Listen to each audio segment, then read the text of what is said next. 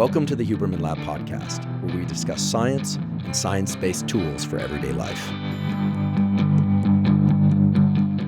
I'm Andrew Huberman, and I'm a professor of neurobiology and ophthalmology at Stanford School of Medicine. My guest today is Dr. Sergiu Pașca.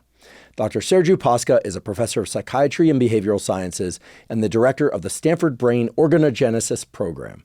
During today's episode, we discuss autism, schizophrenia, and human brain development generally, both brain development during pregnancy, as well as during childhood and leading all the way up to our third decade of life. During today's discussion, you will get the most up-to-date information about autism and its treatments. You'll learn why the prevalence of autism is rising, the role that genes play in autism, and the novel treatments that Dr. Pașca is developing to treat what is called profound autism, which are the most severe cases of autism. Dr. Pașca is one of a small handful of researchers that pioneered the discovery and development of what are called organoids and assembloids, which are essentially human brain circuits derived from stem cells that form in a dish so that one can study them directly. And while that might sound artificial, today he explains why those organoids and assembloids are immensely powerful for understanding exactly what is wrong in psychiatric illnesses like profound autism, schizophrenia, and other psychiatric challenges, and for developing cures. So today you're going to learn a lot about human brain development and about stem cells, which is going to be important for anyone interested in how the brain wires up, how to treat various diseases of the brain, but also for anyone who is considering stem cell therapies. As you'll soon learn, Sergiu is an extraordinary scientist, but also an extraordinary teacher. By the end of today's episode, you'll have the latest information on stem cells, organoids, autism, and what is being done to cure autism and other psychiatric conditions. Before we begin, I'd like to emphasize that this podcast is separate from my teaching and research roles at Stanford. It is, however, part of my desire and effort to bring zero cost to consumer information about science and science-related tools to the general public. In keeping with that theme, today's episode does include sponsors. And now for my discussion with Dr. Sergiu Pașca. Dr. Sergiu Pașca, welcome. Thank you. It's great to be here. We're old friends. Shared a laboratory space years ago. We'll get back to that a little later. In the meantime, these days, there's a ton of interest and I think misunderstanding about autism.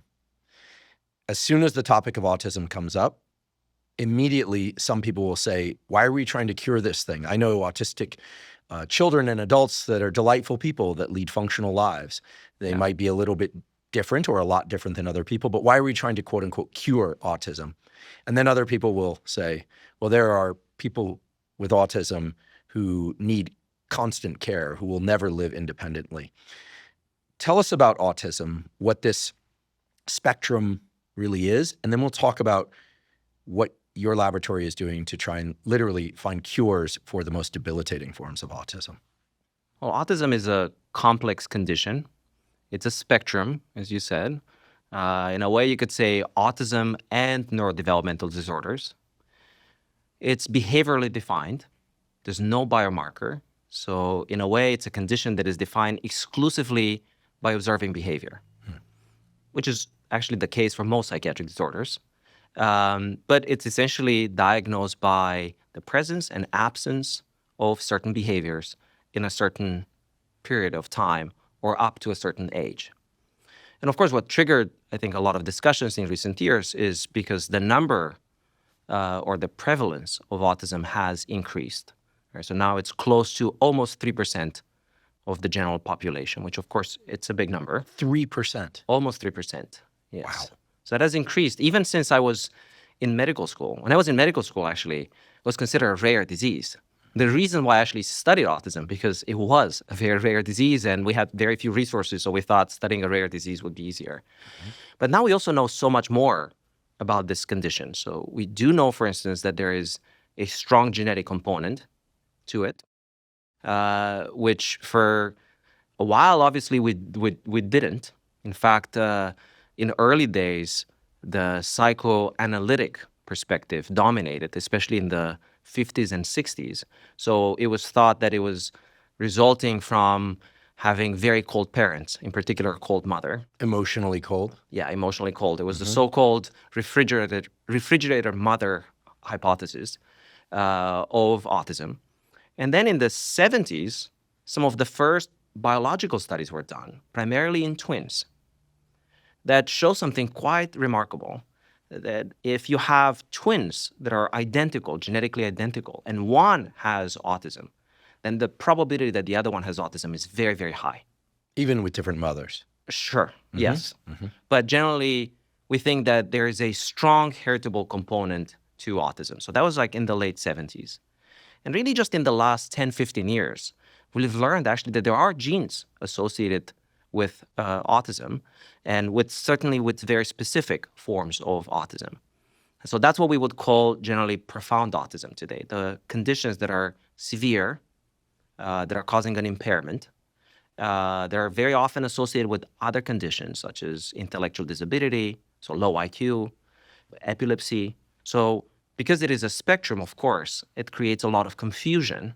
And certainly there's no doubt that there are individuals that have autistic traits that are fully functional in the general population. But the reality is also that there are kids that have autism who are very impaired and will require actually lifelong care of sorts. You know, another way of thinking is about autism is that autism is not one disease. And I think, no psychiatrist or even biologist who's studying autism would ever consider that this is one single disease. The way I look at it sometimes is think about the fever of the 19th century in medicine, right? So you see this very often in movies, right? They will say, oh, he has a fever, high fever. He's going to die from high fever. Well, that fever could have been a viral infection, a bacterial infection, could have been cancer, metastatic cancer, right? Could have been an autoimmune disease. The treatments are very different. But in that time, that's all we knew. We were observing that behavior, in which case raising of the temperature, but we didn't know the biology. Today, we will use very different treatments for those conditions. And some of them, of course, we don't even treat, right? We just observe. So I think in autism research, as it is the case for many psychiatric conditions, they are defined behaviorally, but there is a disconnect with the biology. Very often, we don't have biological markers by definition. And so that disconnect, I think, creates a lot of confusion. I have a couple of questions. First of all, is the prevalence of autism higher in males? I've been told yes. If it's 3% overall, is it what's the distribution for males versus the females? ratio varies also based on severity, but generally it's been 1 to 4. So more males than females. And we just recently had our colleague Neeraj Shah on the podcast, who basically said the difference between a biological male and female comes down to this SRY gene, not even necessarily on the Y chromosome. If a baby has the SRY gene, you're going to get a fully functional male. Yeah. If not, you're essentially dealing with a female. So presumably something about the SRY gene is conferring a vulnerability to autism. I think it's fascinating. Well, there are a lot of discussions, of course, like what causes this difference. And, some discussions are just in terms of diagnosis, that perhaps some of the girls are not getting diagnosed properly, that we do know that some of them are very good at sort of what we call masking the symptoms, or sort of learning the skills, social skills, and sort of covering for that diagnosis. But what we do know for sure is that there are differences in how the male and the female brain, especially around birth, can actually take up injury. So think, for instance, about premature birth. One of the best predictors for a premature baby in terms of outcomes, it's actually to be a female. Just in general, females, preemies will do much better for whatever reasons. The way the nervous system is built, the resilience. We know that the maturation stage is also different, right? For the male and the female. Think about acquisition of certain milestones that happen much faster in girls. They generally tend to speak a few months earlier, to walk a few months earlier. So just the nervous system is maturing at a different pace and can take injury differently. So it could be that is certainly the cause, but at the same time, and as we were talking, since autism is not one single disease, it is very hard to point out to one specific factor that is behind it. I'd like to take a quick break and acknowledge one of our sponsors, David. David makes a protein bar unlike any other. It has 28 grams of protein, only 150 calories, and 0 grams of sugar. That's right, 28 grams of protein, and 75% of its calories come from protein. This is 50% higher than the next closest protein bar. David protein bars also taste amazing. Even the texture is amazing. My favorite bar is the chocolate chip cookie dough, but then again, I also like the new chocolate peanut butter flavor and the chocolate brownie flavored. Basically, I like all the flavors a lot. They're all incredibly delicious. In fact, the toughest challenge is knowing which ones to eat on which days and how many times per day. I limit myself to 2 per day, but I absolutely love them. With David, I'm able to get 28 grams of protein in the calories of a snack, which makes it easy to hit my protein goals of 1 gram of protein per pound of body weight per day, and it allows me to do so without ingesting too many calories. I'll eat a David protein bar most afternoons as a snack, and I always keep one with me when I'm out of the house or traveling. They're incredibly delicious, and given that they have 28 grams of protein, they're really satisfying for having just 150 calories. If you'd like to try David, you can go to davidprotein.com/Huberman. Again, that's davidprotein.com/Huberman. Today's episode is also brought to us by Helix Sleep. Helix Sleep makes mattresses and pillows that are customized to your unique sleep needs. Now, I've spoken many times before on this and other podcasts about the fact that getting a great night's sleep is the foundation of mental health, physical health, and performance. Now, the mattress you sleep on makes a huge difference in the quality of sleep that you get each night. How soft it is or how firm it is all play into your comfort and need to be tailored to your unique sleep needs. If you go to the Helix website, you can take a brief 2-minute quiz, and it will ask you questions such as, do you sleep on your back, your side, or your stomach? Do you tend to run hot or cold during the night? Things of that sort. Maybe you know the answers to those questions, maybe you don't. Either way, Helix will match you to the ideal mattress for you. For me, that turned out to be the Dusk mattress. I started sleeping on a Dusk mattress about 3.5 years ago, and it's been far and away the best sleep that I've ever had. If you'd like to try Helix Sleep, you can go to helixsleep.com/Huberman, take that 2-minute sleep quiz, and Helix will match you to a mattress that's customized to you. Right now, Helix is giving up to 27% off all mattress orders. Again, that's helixsleep.com/Huberman to get up to 27% off. You mentioned that autism is diagnosed by behavioral measures or the lack of behavioral symptomology, what we call positive and negative symptoms, which can be confusing language because people think positive means good. No, positive is the presence, negative is the absence. I haven't looked at this literature in a while, but the last time I did, it seemed that babies or young children failing to focus their own gaze on the eyes of other people is one of the major diagnostic criteria. It seems they look at the face, they'll more holistically, or they'll zoom in just on the nose, but they're not really making as much eye contact. Is that still a diagnostic criteria? It's not part of the diagnostic criteria. Interesting. It's but it is one of the features that has been observed. Of course, it also has to do with just in general, like joint attention is one of the earlier. So, if you just tell a child like, oh, look here, right? So if they kind of like have that attention, if they engage in that attention, it's one of the features that is associated with autism, is not certainly diagnostic, is not pathognomonic, so to speak, so it's not specific to the disease in any way. But there's certainly many deficits, and some of them can actually be compensated later. Interesting. There were some other things I've heard over the years, for instance, that when children with autism have a fever, that their symptoms improve. Yeah. Is that still the case? Yeah, so those are mostly anecdotic reports of patients who would have a very high fever, and then, for instance, they were nonverbal. So many patients with autism or individuals with autism will have, will be nonverbal. They have very few words, or if they, they're not able to communicate. And so there are a few reports of parents saying that when they spiked a very high fever, they'll start talking in sentences, like very briefly, or like engage. And in fact, that is known. Kids in general, when they have a high fever, they tend to be more talkative. It activates somehow the nervous system. There have been a lot of hypotheses about this. Some of them having to do with how the noradrenergic system is activating during fever. Others saying that there are some of the cytokines, the immune molecules that are present during fever that are somehow getting into the brain, activating the nervous system. And others as simple as, ion channels, right? Ion channels will open more when the temperature rises. So something about the circuits functioning differently during that. But it's mostly anecdotic at this point. It's certainly Again, probably not present in all individuals with autism. Also because autism is, again, not one single disease. So we would not expect it to be present in all. A few years ago, there was a lot of excitement about the idea that autism might somehow be related, perhaps even caused by deficits in the microbiome.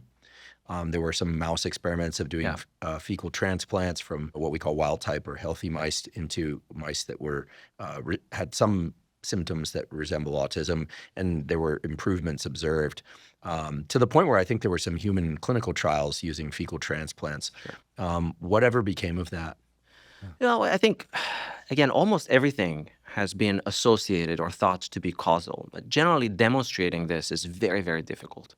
So, we cannot deny that perhaps improving the microbiome will improve the quality of life of some of these individuals, but whether it's really causal, there's no clear evidence for it. Think about it, just to give you another example. Think about sleep. Many patients will report, especially the ones that are profoundly impaired, will have severe sleep disturbances. I mean, 70-80% of them, they can have nights where they sleep very little, right? Then do that for like a week. So just imagine even just improving the quality of sleep for those patients can do miracle. I mean, all of us, right? If we don't sleep for 3-4 days, our social skills, we become socially impaired. So I think, of course, correcting a lot of these issues. So for instance, many patients are picky eaters. They don't like certain textures. So they will never eat, for instance, veggies. Right? So that creates, in the early days, for instance, we thought that, there are dietary disturbances that really at the core. Of course, it remains to be seen whether just simply correcting those is going to be just improving or certainly reversing some of these forms. But again, most of the evidence points out towards a very strong genetic component behind it. And in fact, we now have hundreds of genes that we know when they are mutated, they are strongly associated with specific forms of autism. I'm curious what sorts of proteins those genes are upstream of. And I ask because David Ginty at Harvard did these really beautiful experiments where he induced mutations just in the periphery, so outside the brain of these mouse models for autism, and saw a lot of the same symptomology, raising the question of whether or not autism originates in the brain or whether or not the deficits in the brain are the byproduct of changes in the body. Yes, microbiome, but perhaps their skin, their hearing, et cetera, are more sensitive. And maybe that's why they, you can imagine if you were ultra sensitive to an environment, that your brain would eventually wire differently according to being kind of overwhelmed by what was happening in the sensory landscape. Yeah, absolutely. And those are really elegant experiments that he's done. Many of the genes, they fit in different categories. Like you would have genes that would produce proteins that sit at synapses, which was sort of like to be expected. Some of them are, ion channels. They're proteins that would let ions inside or outside of a neuron. There are many of these conditions, so-called channelopathies. Then there are the ones that are like synaptic related, so synaptopathies. There are a lot of chromatin genes. So like proteins that pack the DNA in cells, those are chromatinopathies. So there are really, again, many, many categories of genes. And then what is also interesting is that many of these genes are also expressed in the periphery. So I think the experiments that you were mentioning are really elegant because it showed that indeed that can perturb the development of the nervous system, even if they're affecting just the periphery. Of course, now in patients, they are present also in the central nervous system, so it's always difficult to distinguish. But just missing some of these critical periods or perturbing some of these critical periods of development can have certainly devastating effects later on. So if a parent comes into the clinic nowadays with a child that's diagnosed with profound autism, what is the treatment? Let's set aside the potential for epilepsy, which hopefully they would treat as well, or other things that might be secondary. But what is the typical treatment? Are they doing, and let's assume infinite resources, which of course nobody has. Most people don't have. But if one had infinite resources, what would be done? Would it be behavioral training? Would it be something to control the activation state of the brain? I mean, as far as I know, there's no single treatment for autism. No, there's no single treatment for autism, again, in the context of this not being one single disease. What we can say today is that if a family walks into the clinic with the diagnosis of autism, or perhaps like they receive it into the clinic, there's still like a 20% probability that they'll leave the clinic with a genetic diagnosis, meaning that it will be pointed out to them that this gene is mutated in your child. And it may be sometimes a mutation that was present in one of the parents and got transmitted, or maybe was present in both and somehow, the child got two copies that were modified now.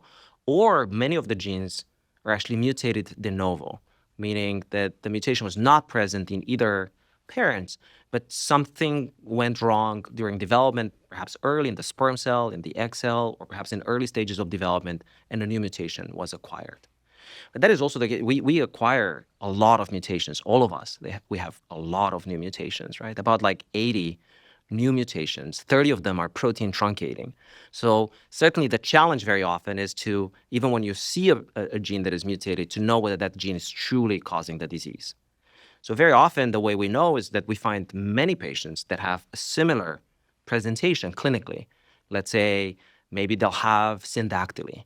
So they're webbing of the finger, and they have autism, and let's say epilepsy, and they all have a mutation in one single channel, let's say in a calcium channel. So that would be Timothy syndrome, a genetic form of autism, where the mutation is very clear. Actually, there's one single letter in the genome that is changed and causes a relatively similar presentation in all of these patients. So about 20% of the patients will get a genetic diagnosis.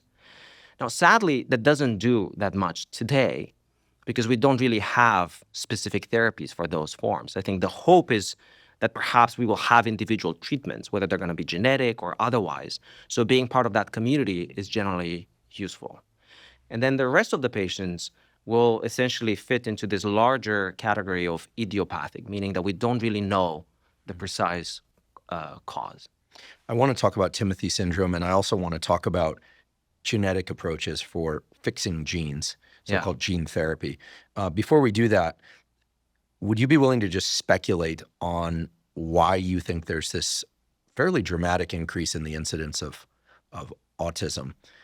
People will always say, well, maybe it's better detection, better diagnosis. So I'd like your thoughts on that. And if there are increases that can't be explained with that, I just would like your thoughts. I realize we're not talking formal biostatistics here. No.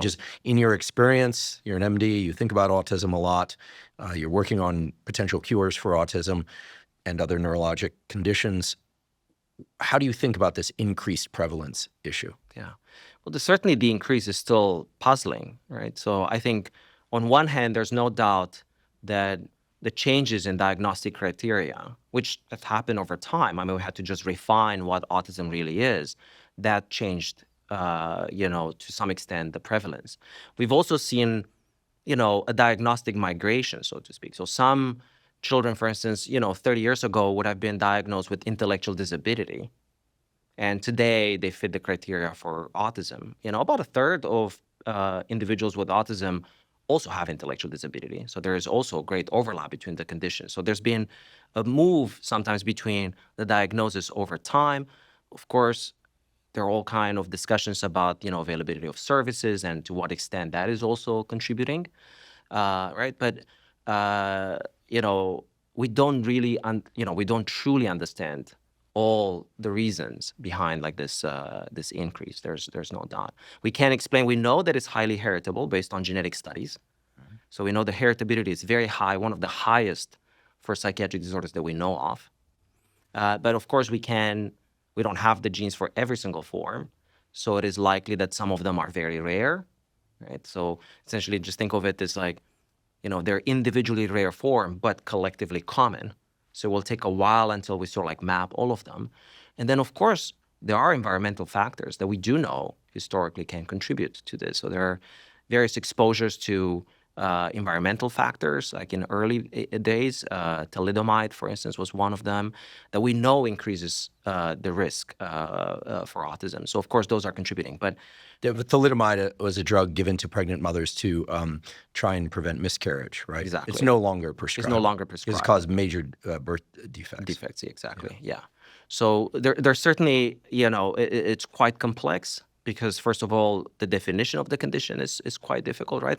And I think that is in general like the challenge with psychiatric disorders, right? And perhaps one of the reasons we've made such slow progress in understanding these conditions. Because, of course, the power of modern medicine is in molecular biology.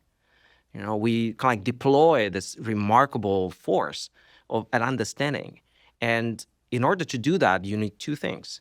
You need, first of all, to have a very clear definition of what that disease is, generally, biologically, right? Think about like myocardial infarction, very clearly defined in terms of like what it actually means. You immediately have biomarkers, right? The patient walks in, you take blood, you can immediately tell. Yes, in 20 minutes, you can tell that they have a myocardial infarction based on a biomarker. And then the other one, which is certainly very important, which to a large extent is sort of like, is the source of all the work that we've done, is the unbearable inaccessibility of the human brain, so to speak. And to a large extent, the human brain is inaccessible for most of its development. And so if you look actually across branches of medicine, you can see that there is a very strong correlation between how accessible an organ is and how many cures or therapies we actually have. Think even just in cancer, right? Think about in cancer, which used to be, of course, an incurable disease, right? A century ago. Think about like leukemias in children. They were like 90% lethal in the 50s and the 60s. Today, they are maybe 10% lethal. And that is because blood from these patients, right? It's very easy to collect. We've been bringing it to the lab, studying it, like what goes wrong, and then deploying molecular biology to develop therapeutics. With the brain, sadly, there's no way of doing it. And so largely what we've been trying to do is to like find a way of shortcutting that process. But I do believe that the major challenges that we're facing in understanding brain disorders, whether they're neurological or psychiatric, are on one hand, the inaccessibility of the organ of interest, the brain, and on the other hand, our challenges are very often defining some of these conditions with biological markers because they're much more complex. The degree to which correlation has been leveraged to try and understand neurologic disease is kind of staggering. I'll just share a couple and I would love your reflections. I remember when I was an undergraduate and in graduate school, there was this prominent theory that a mother who contracted influenza, the flu, toward the end of her second trimester had a much higher probability of having a schizophrenic child. And there was so much said of that. And then now we barely hear anything about it at all. Although I think schizophrenia is more prominent at the toward the poles where you have harsher winters as opposed to around the equator. But someone needs to check me on that because those statistics might have melted away with more careful analysis. I don't know. The other thing is that you'll nowadays hear a growing interest in populations for which a given disease is very rare. So one of the things that's circulating out there now that's related to the vaccine debate, and by the way, I'm just going to, I'll myself go on record, I don't think there's any solid evidence that vaccines cause autism. And there's not. Epidemiologically, there's no evidence. There's not. I mean, there's this open question as to whether or not vaccines of all kinds can increase inflammation, and there might be things downstream of inflammation, but for the record, right now there are no published papers that have not been retracted that support the vaccine autism link. I think those papers are being reinvestigated under the new administration, but let's leave that aside for now. People will say, well, you have groups like Amish populations where the incidence of autism is significantly lower. Turns out it does exist. I looked at these data, but it's significantly lower. And then people will say, well, it's the absence of food dyes, it's the absence of vaccines, perhaps, et cetera. But then as a genetic disease, you could say, well, there's also there's a tendency for people in the Amish community to reproduce with other people in the Amish community. So it's a more restricted genetic pool. And so that could explain it as well. And I raise this not to create any additional arguments. There are enough out there between people. But just because I think the correlative nature of all this is what kind of raises the opportunity for anything that's observed, like a fever, they get better. But as you said, healthy kids without profound autism also talk more when they have a fever. And so there's been so much made of autism and the various conditions that could create it. And I think it's been very confusing for the general public. Even as a trained scientist, it's been very confusing for me. I feel like every 6 months or so, every year, we have a new pet hypothesis. And but nothing's really, except for these genetic data, nothing really is rock solid. Right. And then, of course, it's the other issue is also that these conditions are disorders of the human brain. Right? So if you think about it, right, even talking about schizophrenia, right, hallucinations, right? Or phenomena that are very difficult to study. And of course, we don't know this. We know that schizophrenia is present in almost every population that we know of, even isolated population at 1%, right? And again, it's a little bit easier because it's done in adults, right? I think in children it's much more difficult. And in fact, many of the genes that were early on identified for autism were identified in these populations, in the Amish populations, for instance. There is a very classic example of a gene that is associated with severe epilepsy and autism that was identified there for the first time. It's present in other places as well. So, I think, of course, the complexity of the problem is that you also want to make sure that you don't just associate something, you also want to reverse it in a way, right? So you would want to do the other experiment where you change it and then it goes away, but you can never do that in the human brain. We can't just turn things on and off to see whether they're truly causal. And then, of course, human brain development also takes an incredibly long period of time, right? If anything, it seems that the human nervous system has done everything possible to slow down that process, right? I mean, we myelinate all the way to the third decade. Right, like neurons are born and migrating through the nervous system into early postnatal years.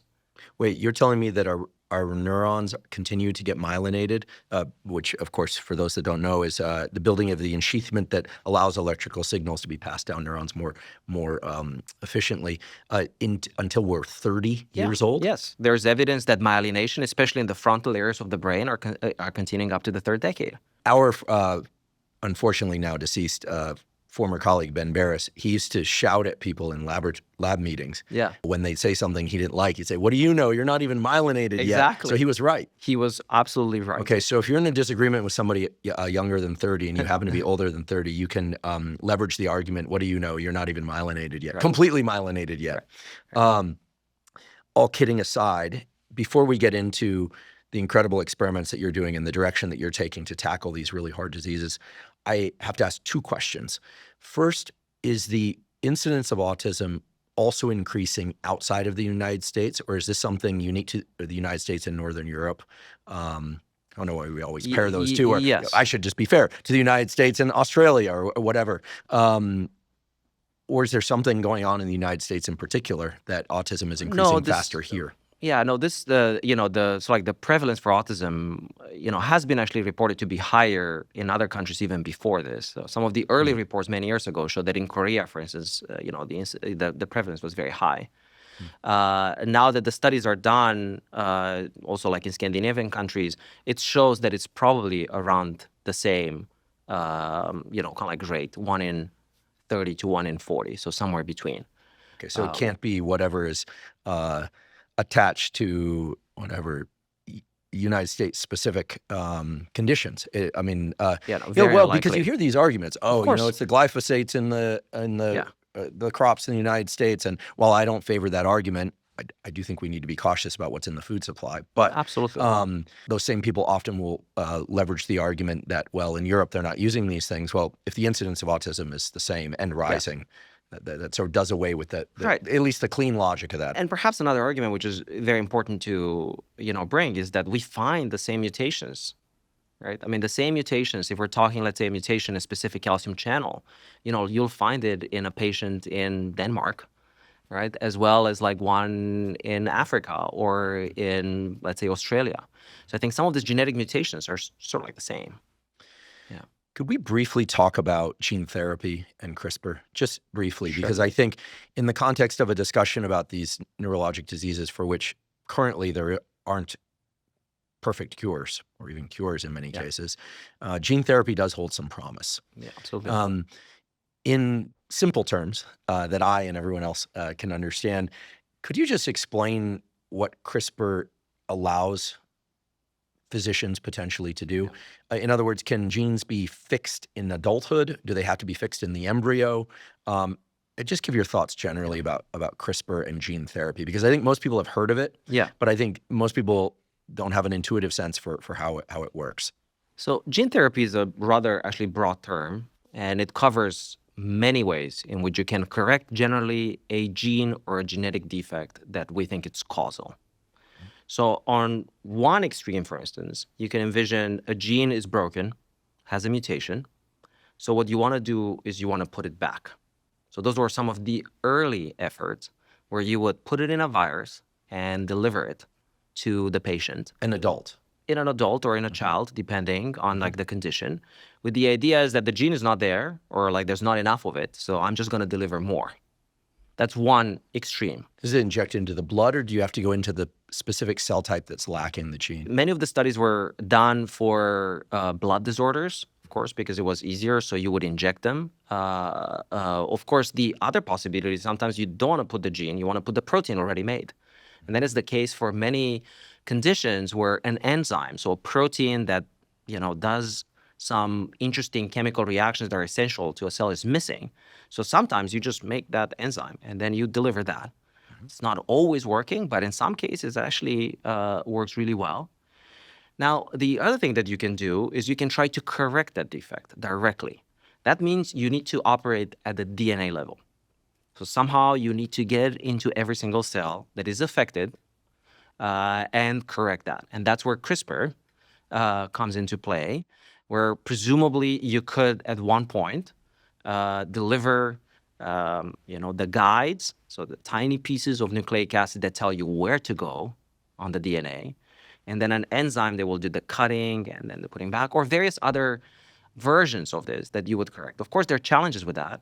Yeah, where do you put it? I mean, so like for sickle cell anemia, I know they've essentially reversed sickle cell anemia using CRISPR technology.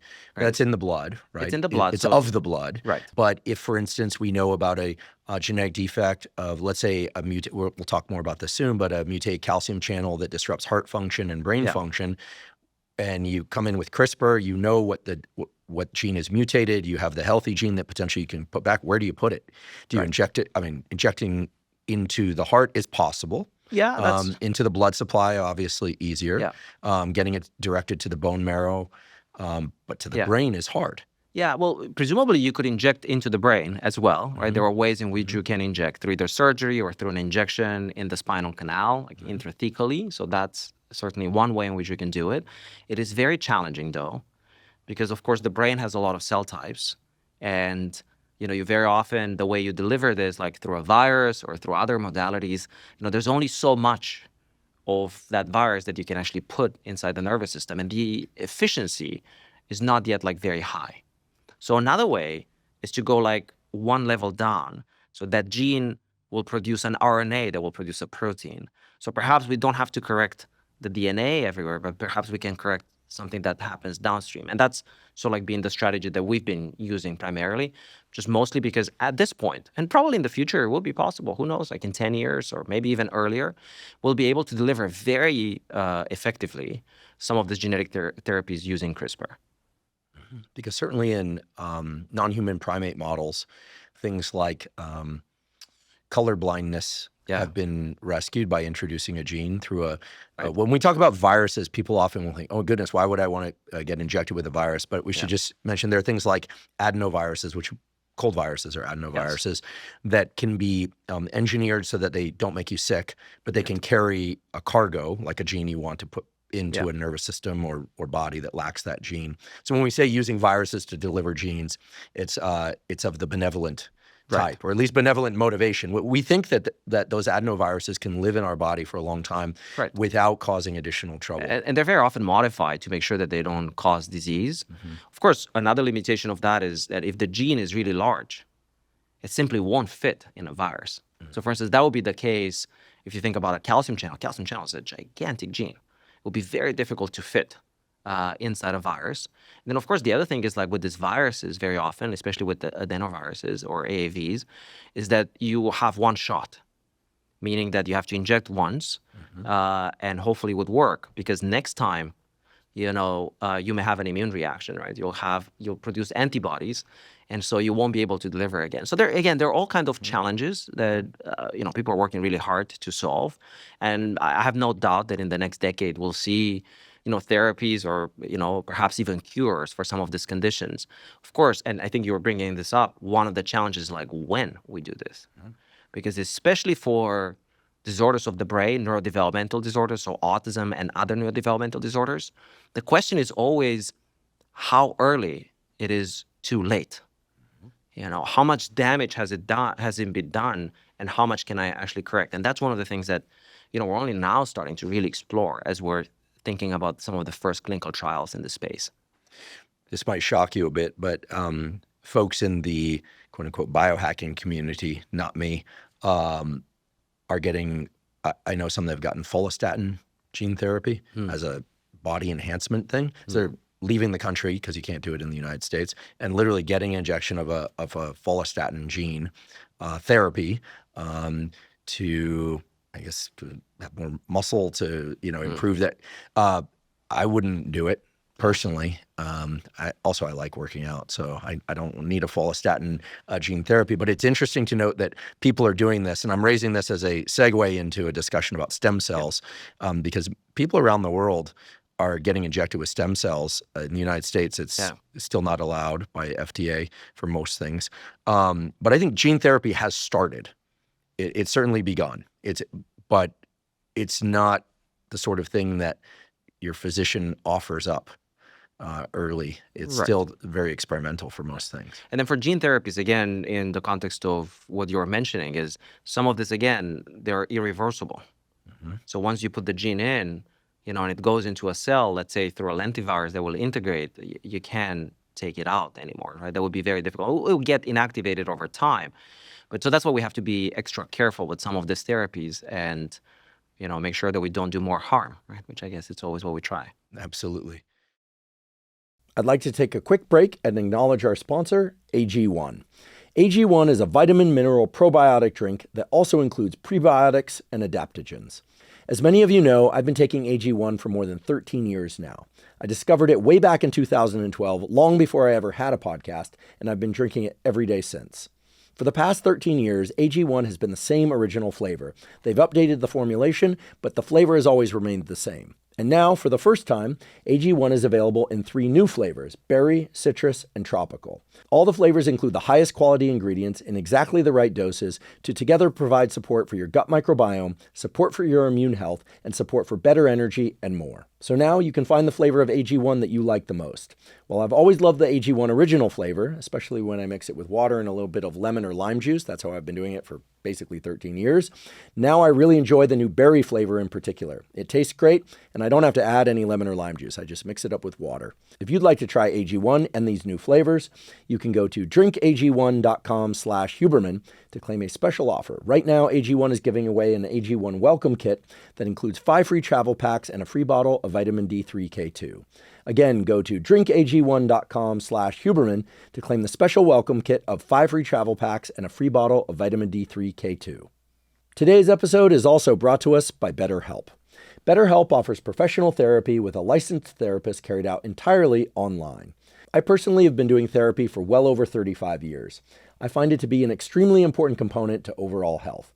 In fact, I consider doing regular therapy just as important as getting regular exercise, including cardiovascular exercise and resistance training, which of course I also do every week.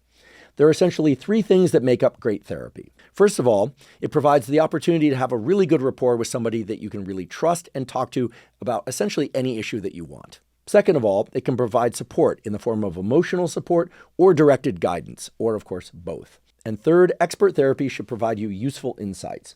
Insights that can help you improve in your work life, your relationships, and in your relationship with yourself. With BetterHelp, they make it very easy for you to find an expert therapist who you resonate with and that can provide those 3 benefits that come from expert therapy. Interestingly, in a recent survey, 72% of BetterHelp members reported a reduction in negative symptoms as a result of their BetterHelp therapy sessions. If you'd like to try BetterHelp, you can go to betterhelp.com/Huberman to get 10% off your first month. Again, that's betterhelp.com/Huberman. Let's talk about stem cells, organoids, and assembloids, and you'll explain what those are. But let's wade into this through the way it happened chronologically. Sure. Most people have heard of stem cells, cells that could become other things. When I was a postdoc, any laboratory that worked on human stem cells worked on human embryonic stem cells, literally cells that were collected from aborted fetuses. This was and given for medical study. There was an incredible discovery, which you'll tell us about, which basically made that technology obsolete and also allowed scientists to bypass a lot of the ethical considerations, serious ethical considerations, regardless of where you sit on that debate. I mean, you're using the tissue from a human embryo to study things. You could say some people will support that, some people won't, but then a new technology comes along and basically makes that technology obsolete, allowing you and others to do the work on stem cells and assembloids and so forth without having to take cells from human embryos, which is spectacular. So could you please tell us about that discovery of the stem cell technology that really changed the entire game and did away with this ethical, serious ethical battle? Let's call it what it was. Let's start first with stem cells and what they are, because I think it's also important to define them. So stem cells are cells that have two properties. First of all, they in principle can become other cells. And if they are of the most potent type, they will be totipotent, so they can make everything. If they're pluripotent, they can make almost everything. And then, of course, there are, lower levels of potency for the cells. So we all carry stem cells in us, right? Not in the brain, or fewer in the brain for sure, but, in the liver and in other organs, like in the gut, as we renew the gut, every few weeks, that is done primarily through the stem cells. But those are restricted. They can make everything. They can make mostly that specialized cell type for which they have been primed. Now, the earliest of stem cells, like those pluripotent, that are very important, those are present at early stages of development of the embryo.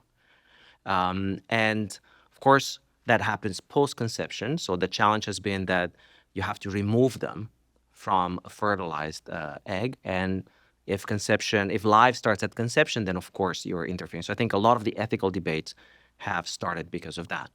But in early days, even if you were to do that, you wouldn't be able to keep those cells. It turns out that the cells are very difficult to maintain. And this brings us actually to the second property of the cells, which is that in principle, they can be maintained forever. If you provide the right conditions, they will divide and stay the same forever. Those are the two properties. So, you can keep them forever. You can freeze them down, put them in a, liquid nitrogen, bring them out anytime, and they'll start exactly where they left. And then with the right guidance, they can become other cell types. So only around, 1998, was that when we could actually maintain some of the cells in a dish. So somebody figured out a soup of chemicals that you can add and these cells will survive, because up to that point, it was not possible. So that triggered, of course, the promise of this field that now would be able to take those cells and derive various organs, right? Perhaps transplant them, replace organs. Of course, that ended up being much more complicated. And of course, there were all these ethical debates related to the source of those cells and what does it actually mean to use these embryonic stem cells. And yet we've learned a lot about those cells in early days. What are the properties of those cells? And then almost 20 years ago, Shinya Yamanaka was a scientist in Japan at the UCSF, came up with an absolutely brilliant idea. We were always taught that the development of the human or of any, it's a one-way street. Once you go down development, you never come back. So once you start making, a stem cell that is more restricted, and then at the end you make, let's say, a liver cell, you can never go back and become that pluripotent stem cell again. And that generally is thought to be useful to protect us from cancer or any others where we don't have, parts of our hands differentiating into something else. And he thought that maybe you could do that, not in a natural way, in an artificial way. And that, of course, would be very useful. So what he did is he went and he looked at the genes that are expressed in pluripotent stem cells at very, very high levels. So very, very high levels. And almost as gene therapy, because we were talking about gene therapy, he took the top couple of dozens of these genes and then started adding them inside skin cells. So he took skin cells, initially from mice and then from human, and then started adding them 1 by 1, 2 by 2, 3 by 3, 4 by 4, 5 by 5, 6 by 6, to see whether any of those cells, once they have this combination of genes that are expressed in pluripotent stem cells, would somehow get confused and think that they're actually a pluripotent stem cell, and then go back in time and actually become a pluripotent stem cells. And he showed indeed that a combination of 4 is enough. Of course, you can have 6. And that ended up being what we today call the Yamanaka factor. In a way, it was almost like alchemy, right? Where you sort of transform something into something else, right? You make out of this metal, you make gold. It was pretty much like that. It was kind of like the essence of alchemy. And it turns out that that discovery was so profound because suddenly you could take a skin cell from anybody and put those genetic factors in, turn those cells into pluripotent stem cells that we'd later on learn they're almost identical to those embryonic stem cells. And now have those cells from any of us and use them for various purposes, perhaps for, let's say, making blood cells in the future, or perhaps to, model something outside of the body. And I was finishing my clinical training around that time. And I remember even seeing that paper. And of course, in my naivete at that time, I thought, wow, this is it. This is going to be, the entry point for studying human neuroscience. I was doing experiments at that time, studying actually the cortex and recording from animals electrical activity of those neurons, and always thought this disconnect between what I was seeing in the clinic, which were these patients with severe profound autism, and then recordings from the brain, and thinking we're never going to be able to do that. How are we going to understand this complex disorder of the brain if we cannot even listen to the activity of those cells live? And then suddenly, seeing that discovery, again, naive at that time, thought, well, that could be perhaps the way in which we could make neurons from any patient. And so very soon after I came to Stanford, which I guess where we met, with sort of this idea in mind that we will be able to make neurons from these patients and rebuild maybe some of the cells or some of the circuits of the brain outside of the body without doing any harm, because we're not doing a biopsy of the brain or anything invasive, just essentially creating a replica of some of those cells outside of the body, and then finally study them at will in a dish and do all kinds of experiments where you remove things and add things, and perhaps one day even develop therapeutics. And here we are, 16 years later, since that process really started. It took a long time, but now for the first time, we've gotten such a good understanding of some of these conditions, and one of them in particular, that actually a therapeutic is in sight, and we're preparing for the first clinical trial that is really arising exclusively through studies done with these human stem cell models, without actually using any animal models, just essentially recreating cells and circuits outside of the brain of those patients. It's amazing because it allows you to study human cells, which has immense benefit. They're essentially limitless in number, Yes. Because all you need is one fibroblast, Yeah. one skin cell, Yeah. or some cell that you can provide these Yamanaka factors to, and essentially grow other cells. And we'll talk about what those cells that you create are capable of becoming, not just cells, but circuits, Yes. in a few moments. But I know it's going to be in the back of people's minds, and it's certainly in the back of my mind, this idea that when one has a baby, that you should keep the umbilical cord, because the umbilical cord contains stem cells. Usually, I think the umbilical cord is discarded. Mm-hmm. Maybe some people keep it. I don't know. What is the current thinking on stem cells that reside in the umbilical cord? People pay a lot of money to freeze those, and most people don't have a minus 80 freezer Right. around, so they pay to do that.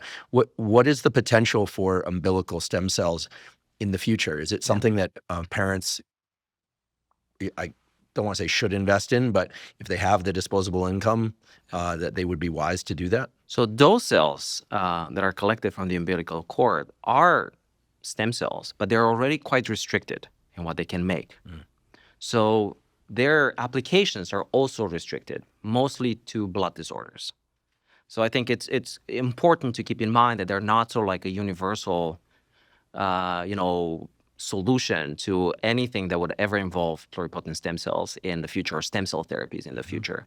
So again, I think it's important to know that while they have certain applications, and there have been quite clear cases where the availability of those cells were useful in a blood disorder in that child later on, they're certainly not, they have these universal uses as maybe sometimes they're being advertised. When we hear about people typically leaving the U.S. To get quote unquote stem cell injections, Yes. where are those stem cells coming from? Are they coming from those patients? And I should mention that there was a clinic down in Florida that was offering stem cell injections into the eye for people with macular degeneration. and that clinic was shut down, and all stem cell injections in the United States, to my knowledge, all were shut down because those patients, not only did it fail to rescue their vision, it actually made them go blind very quickly. Right. So the FDA shut down commercial stem cell injections. I think there's still places where they do a kind of a workaround. Yeah. And it's worth mentioning that PRP, platelet-rich plasma, is FDA approved. It does not contain many, if any, stem cells, despite what you might read. But what are your thoughts on, like, when people go down to Colombia? It seems like they go down to Colombia Well, yeah, or elsewhere or Mexico to get stem cell injections, assuming the conditions are clean. Yeah. And I say that because I know of at least one patient who was paralyzed from an injection of stem cells into their spinal disc. Paralyzed, almost died. Yeah. Fortunately, is doing better now, and it was because it went septic that got infected. Well, that's one of the problems. Very often we don't even know what is being injected. I think that is like a very important aspect. We don't know what is injected. Sometimes are the cells from the patient that are being collected. Sometimes some of this umbilical cells, sometimes we don't even know what cells are being injected. Like, it could be cells from somebody else. Yeah, they're incredibly risky procedures, of course, that never really been observed. There have been very few, if any, clinical trials trying to really address it in a very systematic way. And very often that's also the case, that's also because they're not really justified. So in the context of autism, this is very often like done, and it's done not just in South America. Sometimes there are places in Europe where you can get an injection of some stem cells for autism. Wait, parents are taking their kids to these clinics and getting them injected with Yeah, stem they're cells that getting come from some other patient? Some cells that are collected either from the patient. It depends a little bit on where it's done and how it's actually done. But again, even from a biological point of view, what are those stem cells presumably doing, let's say in autism? We don't think that there is a cell type that is missing in the brain. So it's not like those cells can go. And I think, as I was mentioning before, most of the cells are already restricted in their potential. They can no longer make any cell type. So, the idea that you take these pluripotent stem cells and you just inject them, let's say, in the knee, and it will like miraculously grow, cartilage. It's very often not really the case, because those cells are not even capable of making cartilage.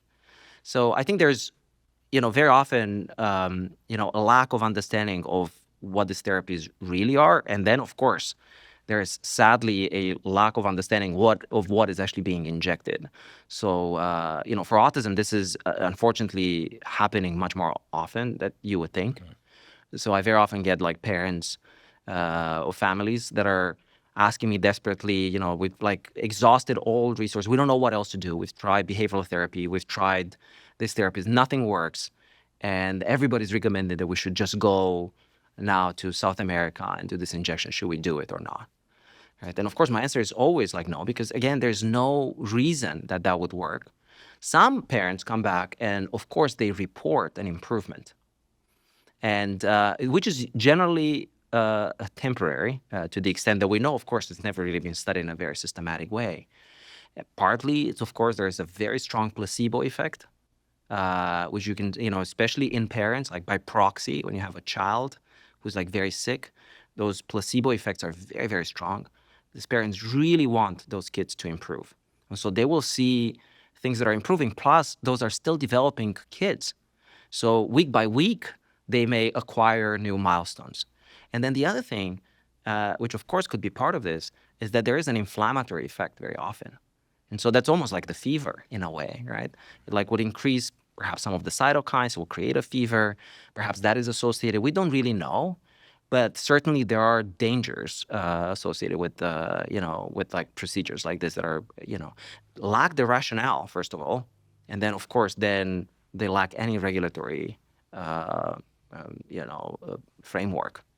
Yeah, I mean, I think the concern is very real for stem cell injections into all tissues, but when it comes to eyes or brain, and of course eyes are brain, Yes. That's where I just, take a big, deep breath and hold it and like wide-eyed, like, oh my goodness, no, because we don't get new neurons. Right. You lose neurons, they're gone. I mean, we get a few in the olfactory bulb and the dentate gyrus of the hippocampus, a few, but once they're gone, that's it. Right. And injecting something into the brain, the probability of tumor growth is incredibly high. Absolutely. And especially when it is in the brain where there's not enough space, right? So we know that anything that grows in the cranial cavity will actually push down, right, vital centers. So there are certainly risks associated with that. So let's talk about the other approach, which is the one that you've been embarking on.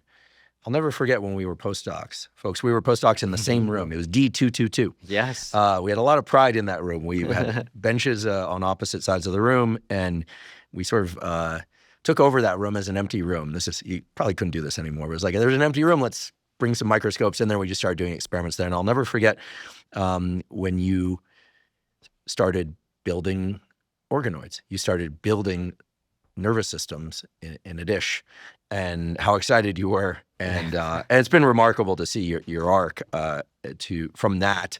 And it's not lost on me that you were working extremely hard then and continue to become really one of the luminaries of this field. Tell us what organoids are. Tell us why they're useful and what they're telling us already about how the brain develops and their therapeutic potential. Yeah. So let's start from the beginning. So around 15, 16 years ago, we were able for the first time to get some of the cells that are now known as induced pluripotent stem cells. These are the Yamanaka. Yes, or iPS cells. iPS. So induced because they've been induced to become pluripotent in an artificial way. But again, they stay like that. So you can share them with anybody else afterwards. So we got some of those first cells in those early days. And now the question was, how do we make neurons? And what you do is you really kind of leverage everything that is known in developmental biology. Right? So we already know that there are certain molecules that are very important for making neurons. So all you do is you put those cells in a dish, right, in a plastic dish, in a petri dish, and then you start almost like when you cook, you start adding various molecules on top, and you see what happens. And we knew that it's actually quite easy to make neurons. That was already known. There have been a lot of experiments done the decade before that showed that even if you just remove some of the factors that maintain those cells pluripotent, those pluripotent stem cells will start out to differentiate, and they like to become neural cells. By default. Almost by default. So it's actually not that difficult to make neurons. So in those early days, you would take those cells, plate them nicely, those pluripotent stem cells in a dish, and then remove some of these factors. And then within a few days, you will see that they'll change shape. And within a few weeks, some of them will really look like neurons. And when you look at them, you can even sort of look at proteins that only neurons will have. You can actually get an electrode inside a cell and listen to the electrical activity. So it was very exciting, as maybe you remember in those days. This bursting curiosity is always sort of the ATP of the life in the lab, so to speak. It is. Right? You just want to wake up, right, and want to go see what happened to those cells. And it was clear in those days that, we would be able to make those cells, but would we actually see any abnormalities in those cells? I think it was the question. How would you know if you derive cells from a patient with autism? How would you know that you found anything abnormal? I think that was the question. We didn't even know what would be abnormal in the brain. And so that's when we decided actually to focus on something that would be relatively predictable.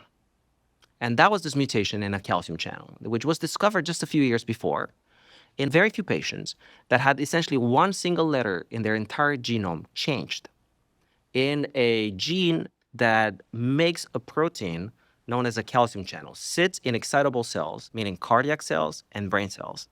And every time a cell receives electrical input, this protein opens up and lets calcium go inside the cell. And that's very important because it couples electrical activity of the network with chemical activity inside the cells. And what we knew about that mutation at that point, and that's pretty much all we knew in those early days, is that it probably allows the channels to stay open slightly longer, just a little bit longer. So more calcium would go inside the cells. Of course, there would be no way to know because you can't get a neuron or a cardiac cell from those patients to actually test it. So what we did is essentially we recruited some of these patients, we flew them to Stanford, then we got a tiny skin biopsy, made these iPS cells. This takes months. This takes already 4 or 5 months. And then we took those cells in a dish, started to deriving neurons, and after about 5, 6, 7 weeks, then we put them under a microscope and we started looking at calcium. You can measure calcium inside cells through a microscope and just literally look at it. And I'll never forget that day, when we did that experiment, was looking down the microscope, and we essentially stimulated the neurons, and you could just see how control cells will go, calcium goes inside the cells, and then it goes out. And then in patients that had Timothy syndrome, so in Timothy syndrome-derived neurons, you could see how the calcium will go, and then it will stay longer. It takes longer to go out. So it's just like the first defect that we saw in patient-derived neurons that were actually not coming from a biopsy. They were not coming. So that was incredibly exciting, as you can imagine. But it was still relatively simplistic, just a few neurons at the bottom of a dish. And of course, for me, what was particularly frustrating was that we couldn't go very far in development. So think about the cerebral cortex, the outer layer of the brain that presumably makes us human, right? It has multiple layers, a large diversity of neurons. It takes 27 weeks to make all those cells in the cortex, 27 weeks to make all those neurons. And we're not even talking about glial cells, the supporting cells that are coming much later for several years afterwards. But just making those cells takes about 27 weeks. And it turns out, something that we discovered through experiments done in a dish, is that the timing of the development of those cells, it's actually recapitulated in a dish as well. So if you keep the cells in a dish, they'll actually essentially develop at the same pace. They're not like much faster. And it's very difficult to keep neurons in a dish for 27 weeks to get all the neurons. Essentially, they peel off, every time you start to move them to another plate, and at one point they just die. And so then we thought, how about never letting them just sit down on a surface? How about just essentially aggregating them as balls of cells and then letting those float? And in those early days, there was this amazing scientist from Japan, Yoshiki Sasai, who started doing really beautiful experiments where he was already moving some of these studies that he was doing of development in 3D culture. So he showed you can make an optic cup, a part of the eye. And so it was clear, it was in the air, this revolution of actually moving cells from 2D flat cultures to 3D self-organizing. And that actually unleashed amazing new properties of the cells. So essentially all we did in those days is I ordered from Germany these plates that were counterintuitively coated so the cells never stick, right? I mean, every time we keep cells in a dish, you want them to stick. That's the major problem. So they were actually coated so the cells will never stick. And then there were these balls of cells. They were floating there. And of course, I remember talking in the lab, and everybody was like, oh, they're not going to survive. It's going to be a couple of weeks, and they're going to... And then a week passed, and 2 weeks passed, and then they kept growing and growing. And of course, the enthusiasm of every day to see, are they still alive, right? And then we discovered that we can keep them for months. And these three-dimensional cultures are now known as organoids, which is perhaps not the most fortunate name because it suggests that it's organ-like. And of course, they're not an entire organ, so they're not a representation of the entire brain. But that's sort of the term that we refer these days to anything that is three-dimensional and organizing in some way. And so we started keeping these cultures. And then at one point, actually, we discovered that we can pretty much keep them indefinitely. My lab maintained the longest cultures that have ever been reported, literally going for years, for 2-3 years in a dish. And at one point in those early days when actually I was running out of funds in the lab, and I came one day in lab meeting really, determined for us to actually cut costs. So I've told everybody, go into your incubators because we're spending so much money in feeding the cells, and everybody throws out 20% of your cultures. And then people started saying, so should I throw the ones that are 500 days old? And somebody else the ones that are 800 days old? And I said, what? You guys are keeping them for such a long? Yeah, they just keep growing there in the incubator. So then we actually did the first study, and then we had a series of 3 studies done over the years of trying to ask, how far do they go in development? So if you have a clump of human neurons that you've made from pluripotent stem cells, and you keep feeding them in a dish, how far do they go in development? Do they move much faster? Do they move much slower? Are they stuck at one point in development? And it turns out that they actually keep track of development beautifully, to such an extent that, for instance, we discover when they reach 9 months of keeping them in a dish, so about the time of birth, they literally switch to a postnatal signature. Really? On their own. In a dish? In a dish. So There's this classic example in developmental neurobiology. There's this protein that usually changes around the time of birth. It's an NMDA receptor. So maybe some people know about NMDA receptors. Binding glutamate, they're very important. But they change a lot during development. They're made out of different units, and the units change. And it was very well known that during early development, so prenatal, before birth, you primarily have 2B subunits. And then after birth, they're primarily 2A. So if you look in brain development, you just see how essentially 2B goes up and then it goes down, and 2A goes up. And when you look, they meet around birth. So very often people thought that it's birth itself that triggers that switch. That canonical is called a canonical switch because we all thought that it was like so classic. And then you take an organoid that you maintain in the dish for 600 days. And of course, we're not inducing birth. We're not changing media. We're not doing anything special. And no hormones from No mom. hormones changes. We keep exactly the same media, which is certainly a very simplistic, kind of like soup of chemicals, but we don't change it.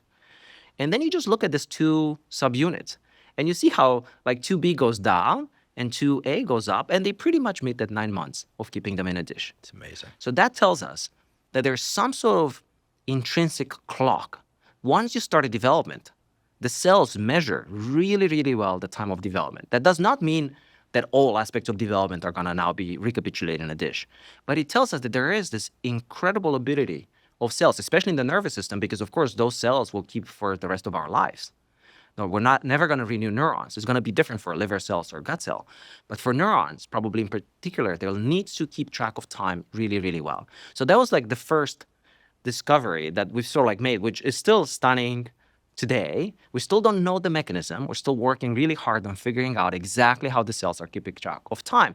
Because as you can imagine, if we understand what that molecular machinery is, we used to call it a clock. We now call it a timer. We think it's more of a timer than an actual clock. But understanding what the molecular biology of that is will allow us actually to play with that clock.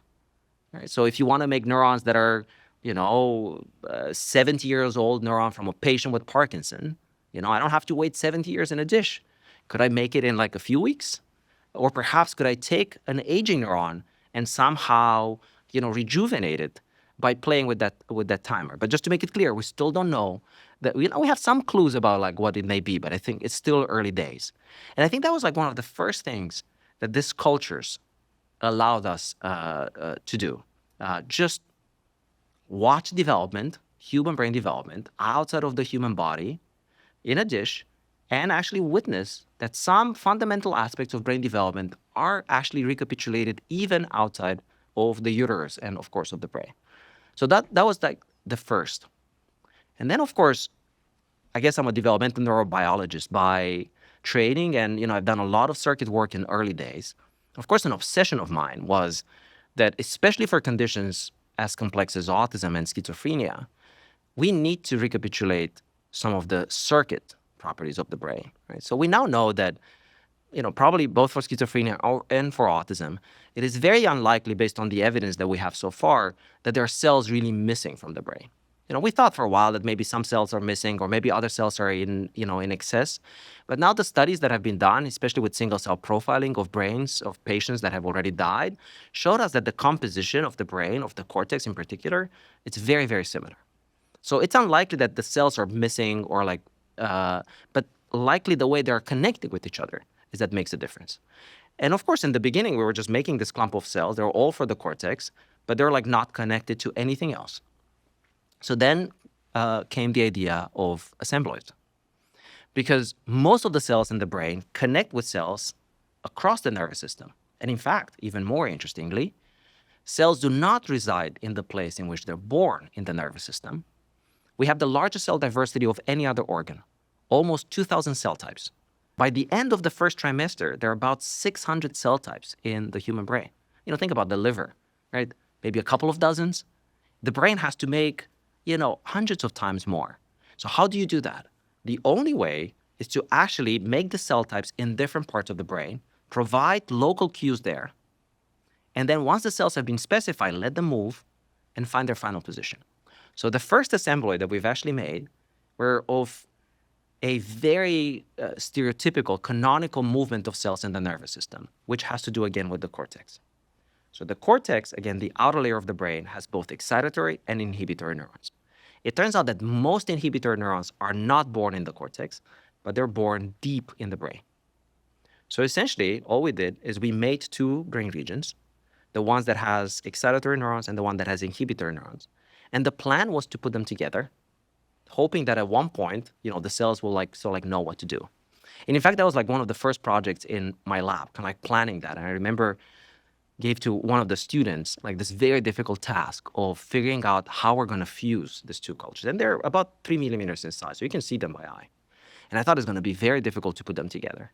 So the student worked for months trying to figure out like biological glues, kind of like using various electrodes and impaling them and everything else, until somebody else came one day and said, like, it's very simple. You just put them at the bottom of a tiny Eppendorf tube, which is the tiniest of tubes that you get. You put them there overnight, and next day they're completely fused. But they're not just fused, because now if you look inside, within a few days, the cells that are supposed to move start to actually point out towards the cortex. They literally smell the chemicals from the cortex, and they start to move in this very stereotypical way towards the cortex. And so that was the first Assembloid, made around 2015. And I still remember, it was Ben, actually. Ben was so excited. Ben Barris was so excited about seeing the cells. He wanted to look at these movies every day. And then he said, I still have this email from him where he was very preoccupied that he kept saying, this new preparation is not an organoid. It's not a steroid. It's something else. You have to find another name. He loved naming things. He loved naming things. Yeah. And he understood the importance of naming things, not just for career reasons, although he understood a lot about how to build a career, perhaps. But because naming Yamanaka factors made sense to name it after Yamanaka. He got a Nobel and is immortalized that way, like stem cells immortalized. Yes. But I think the naming is essential because otherwise things can get lost in the technical details. Yes. So who came up with the name Assembloid? So he kept insisting that I should find the name. So I made this long list. I still have in my notebook. I had a long list of about 20.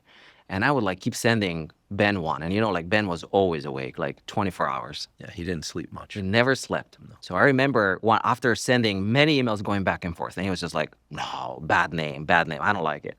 And then at one point, I thought, well, oid because it's and then assemble because we're assembled the circuits. So I thought Assembloid. And I sent this and it says, perfect, I love it. So you named Assembloids. I named Assembloids, and Ben sort of blessed it, one night at 3 a.m. And so that was the first Assembloid. And the first Assembloid was for cells migrating.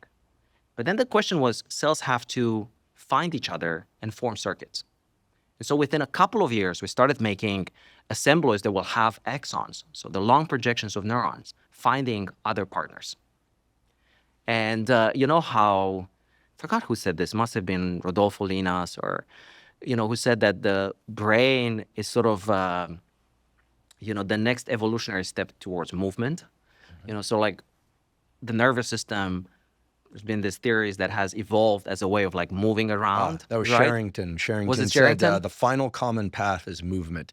He was a physiologist. He was kind of vague in his statement, but I think it was Sherrington. And I don't doubt that Rodolfo said something about it too. I'm not going to try and take anything away from Rodolfo. Anyone that knows who Rodolfo Linas is, he's not somebody you want to piss off. Well, we should check who actually said it. Give him credit. I like Rodolfo. But for us, that became the next objective.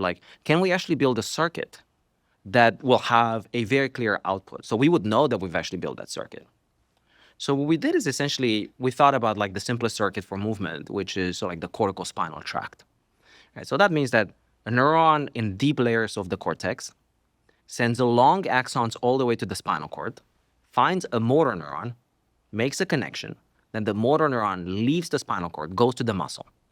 And essentially you only have these two neurons, right, that are connecting with each other with the muscle, two connections, one between the two of them and one with the muscle. So the simplest of circuits that you can have. Lets me move my big toe. Right, exactly. It's pretty long distance if you think It's about very it. simple. And of course, in other species, it's a little bit more complicated. It turns out that in mice, there's an additional neuron there. So there are some changes that, happened over evolution. But for us and in primates, it's as simple as this. So what we did was we essentially made an organoid that resembles the cortex and has some of those neurons. And then we made an organoid that resembles the spinal cord and has some motor neurons in it. And then we made a ball of human muscle that you can make from a biopsy. You can literally biopsy a muscle.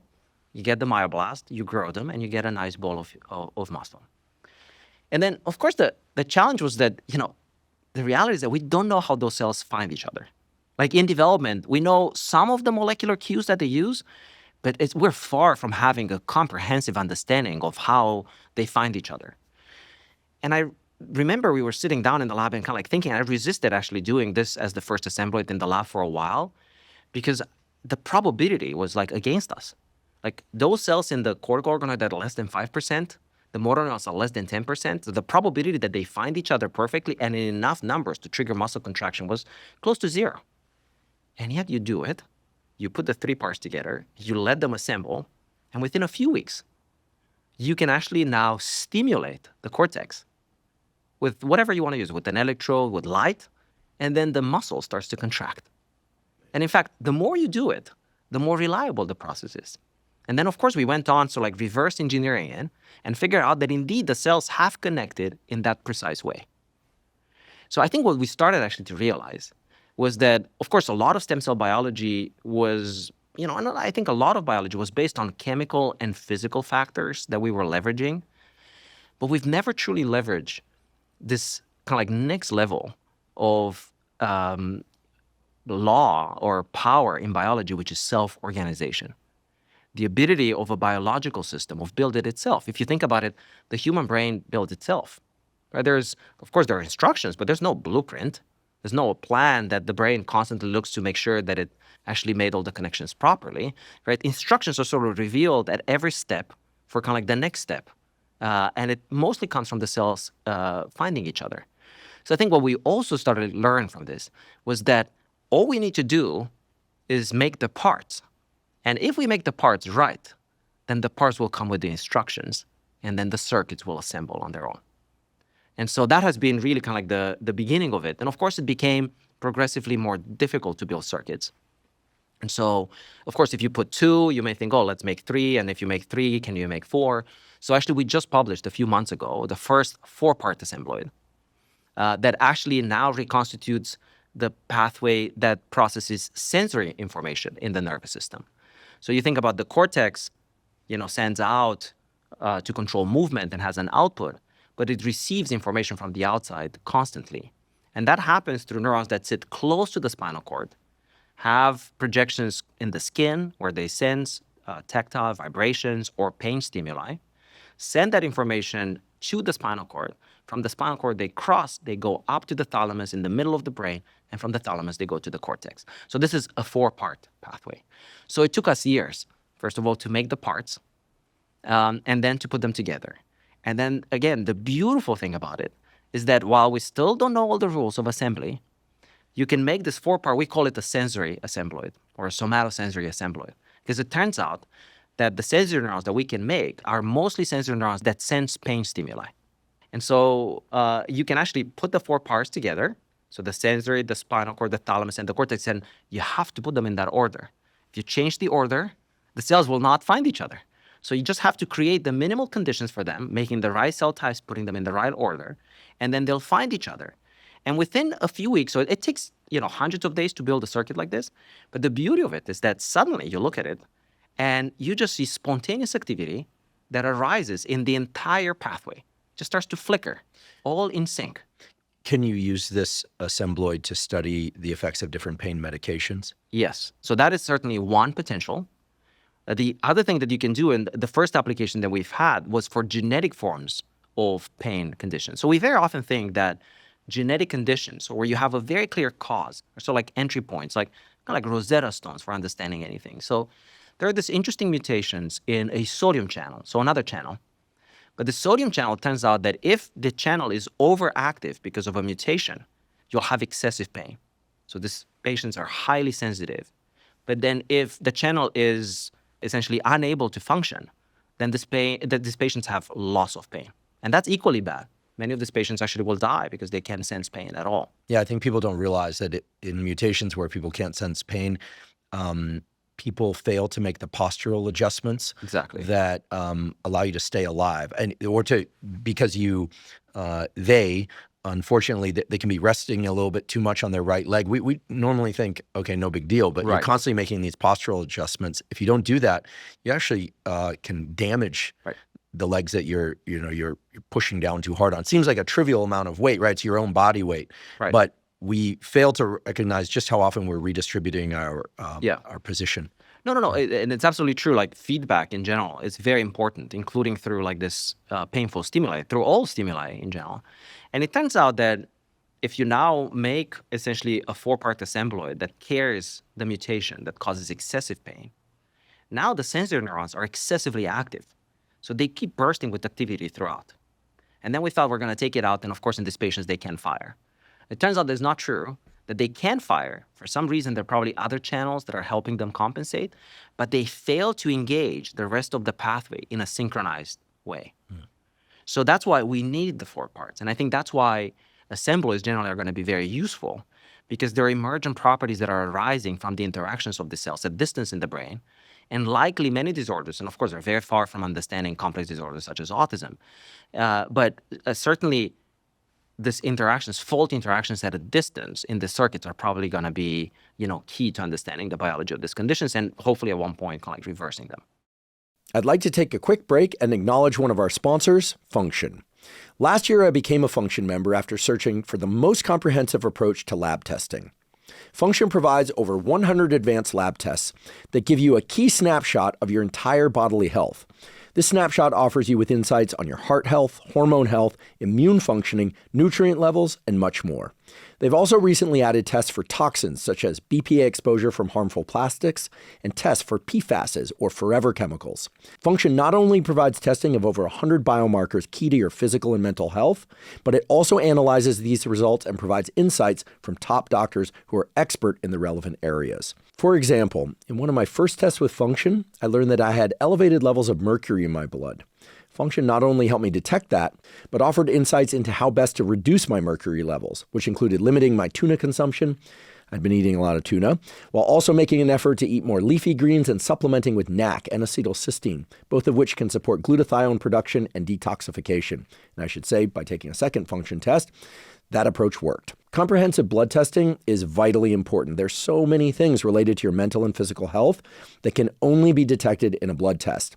The problem is blood testing has always been very expensive and complicated. In contrast, I've been super impressed by Function's simplicity and at the level of cost. It is very affordable. As a consequence, I decided to join their scientific advisory board, and I'm thrilled that they're sponsoring the podcast. If you'd like to try Function, you can go to functionhealth.com/Huberman. Function currently has a wait list of over 250,000 people, but they're offering early access to Huberman podcast listeners. Again, that's functionhealth.com/Huberman to get early access to Function. So I want to discuss an ethical consideration / concern. But before we do that, I want to take a step back and just have you reflect. I mean, I will never forget the first time I learned neural development, like sperm meets egg, and then you get cell duplications, and then the embryo figures out what's going to become muscle, what's going to become nervous system. And it's really it's a humbling thing to be able to realize that we understand even a small bit of that. And very little was known until the sort of early parts of the last century really is where some of the defining tissues and interactions were first discovered. It was relatively young science. Nowadays, I'm even more humbled by it because one only has to see a child that 9 months ago didn't exist, and you really start. I mean, most people understand how babies are made, and yet it just it's staggering. And I think what's so staggering about it, what's so miraculous, it really is, it's a miracle, is the self-organizing aspect of it. Yes. And now I'm hearing that these self-organization, knowledge of the cell's own knowledge about what they should do and when is maintained.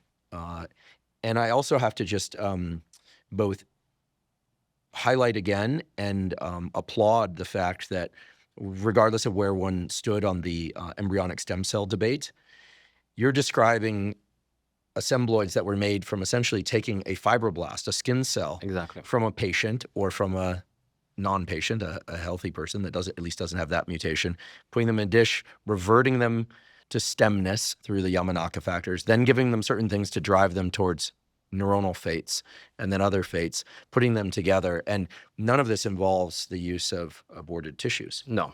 May I ask you this? If today you could bank your fibroblasts turned into a few neurons, would you do it? Knowing that those cells could eventually be used to create any tissue. Like, I hope you live a very, very long life, Sergiu. But let's say when you're 100, your heart has an issue. Humans can do heart transplants from another human. There are immune rejection issues there. Pig hearts have been transferred into humans. But you could potentially build a heart that is of your cells. No immune rejection. Why wouldn't you bank your cells? I think you can collect them at any time, in principle, as long as you can get them on your 99th birthday. I think you can still get them. Okay. For sure, it could be an argument. So you have time, folks. Right. So it could be an argument made that, the cells are going to be aging, so there are going to be some changes happening in those cells. Yeah, maybe they have some mutations. Yeah, that could be an argument made about it. On the other hand, what we're also seeing with some of the cell therapies that are just being developed now more broadly is that they don't have to be necessarily personalized. So they don't have to be made from your own cells because, you can use immunosuppression. That's one way in which you can do it. So you can transplant the cells from somebody else. Of course, that poses more challenges if you think about the brain, replacing large parts of the brain, which certainly is far into the future. Careful whose brain you're taking in. Yeah, certainly. But in general, you can see how in the future we may have off-the-shelf cells that have been made from a generic individual that you transplant with immunosuppression, or cells that have been genetically modified so that they're not rejected by the immune system. So they're compatible with all of us. Now, it's much more likely to become a therapy that is broadly used, I think. So that's why I'm not that worried about harvesting my own cells right now. Where do you sit on this idea that at some point in the not too distant future, we will be able to immortalize entire organs within our body? Perhaps not ourselves, but our colleague, Michael Snyder, chair of genetics at Stanford, told me that he thinks that at least in my lifetime, I'm a little bit younger than he is, I'm almost 50, forget how old Mike is, almost 70. But he said, at least in my lifetime, that immortalization of tissues, human tissues, will be possible. He doesn't think that's a fantasy. Yeah, I think different people mean different things by immortalizing something. We generally, think for in vitro studies or for in a dish study, when you immortalize something, it means that the cell is maintained forever, but it generally involves using a cancer-like factor, giving them cancer properties. I mean, the cells that are immortalized, if you think about it, are either the stem cells that we talked about or the cancer cells. So we always have to be careful about what it means to actually immortalize a cell. Rejuvenate cells, that's kind of an interesting concept. Will we be able to actually rejuvenate our cells even if they're aged?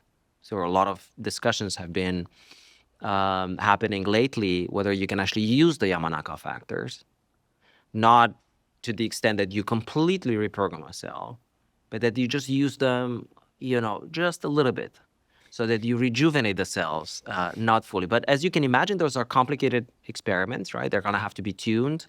You need to control very carefully the dial there. Microdosing Yamanaka factors. Right, because you would actually, you risk moving into another state. But that may be possible at one point. Yeah, I thought that at one point, one of the concerns of using Yamanaka factors and this whole technology therapeutically was that you could set the reversal in age of cells back to stemness, back to stem cells. Yeah. But then how do you stop them there? And also, how do you send them? I mean, ultimately, it's not a stem cell that you want. You want a fully differentiated heart cell or neuron, and you want to stop there. Right. I mean, the idea being for anyone trying to reverse their age, I mean, how far back are you willing to go? Right. And it's true. When you use the Yamanaka factors or a combination of them, because, we've discovered afterwards that it's not just those factors that can do that. There are combinations of other factors that can do the same. So there are various combinations. There is a lot of redundancy in that pathway. And if you hit the right combinations in a cell at the right time, you can push it back in time. Now, of course, the challenge is that that reprogramming is full in the sense that everything is going to be erased. If the reprogramming is done properly, theoretically all the methylation, so all these methyl groups that you put across DNA that accumulate with age are going to be removed. All the all the signatures of are essentially removed, so the cell is truly rejuvenated as like in the beginning. And as you mentioned, perhaps you don't want to do that, right, fully. Can you do it in a way that is a partial reprogramming, as some people refer to? But certainly that these are still like early days for that. But certainly it's a possibility. I think for most people, if I said, look, scientists are developing engineering eyes that can replace eyes for people that are blind, maybe one eye, maybe both, they'd say, great, Right. You're curing blindness effectively. And people are trying to do this. Neuralink is doing this. E.J. Chichonowski and Dan Palanker at Stanford are trying to do this. If I said, there are scientists and companies trying to develop chips so that paralyzed people can walk again, or that people who have locked-in syndrome can speak again through one modality or another, they'd say, great. But if I said, there are scientists who are building assembloids in a dish so that maybe you don't have like 2 hippocampi, you have 3. You have a super memory. Yeah. I think most people will be like, whoa, slow down. You're playing God. That's not okay. And as a parallel example, CRISPR gene therapy, which we talked about earlier, was employed by a Chinese scientist to, I think it was to mutate the HIV receptor. To modify, 2 individuals, 2 babies. Yeah, so there are at least 2 babies that we're aware of, and probably more around the world, but not terribly many, for whom CRISPR was used to make a genetic modification. Those babies were carried to term, and it wasn't to fix any particular disease. It was to confer them with something additional. Yeah, to prevent, in this case, presumed transmission of HIV from the mother, which is not necessarily justified in that case. So, Right. Did the mother have HIV? I think the idea was that, to avoid maternal transmission to the fetus, you would not have that. But there are other ways in which that can actually be avoided. So in this case, it was not perhaps the best choice of a disease to correct. And I think that's why the scientific community has been quite outraged by both, the rationale and the way the experiment was done, which was not following, certainly. The scientific community, as you said, was very upset about that, which brings us to the question of ethics. Yes. So I'm sure, being really familiar with this technology, that you've thought about a number of ethical issues that aren't going to occur to me, or perhaps you've heard about things from the general public or from physicians and psychiatrists. What are some of the key ethical issues that come to mind when thinking about how assembloids are going to be implemented as eventually treatments for disease? Yeah, so we think a lot about like the ethical issues, and we think this as a group at Stanford. That's part of like my center. We have like Hank Greeley, who's a professor of law and an ethicist. But actually, we've engaged many ethicists, sociologists of religions. We're actually going to have the first meeting at Asilomar this November on the ethics of neural organoids, assembloids, and their transplantation. And there are various ways of classifying the ethical issues. The way I think about it is that on one hand, there are ethical issues that are related to the cells. We are taking cells from a human. And so you expect that you have received proper consent for the use of those cells, whatever that is.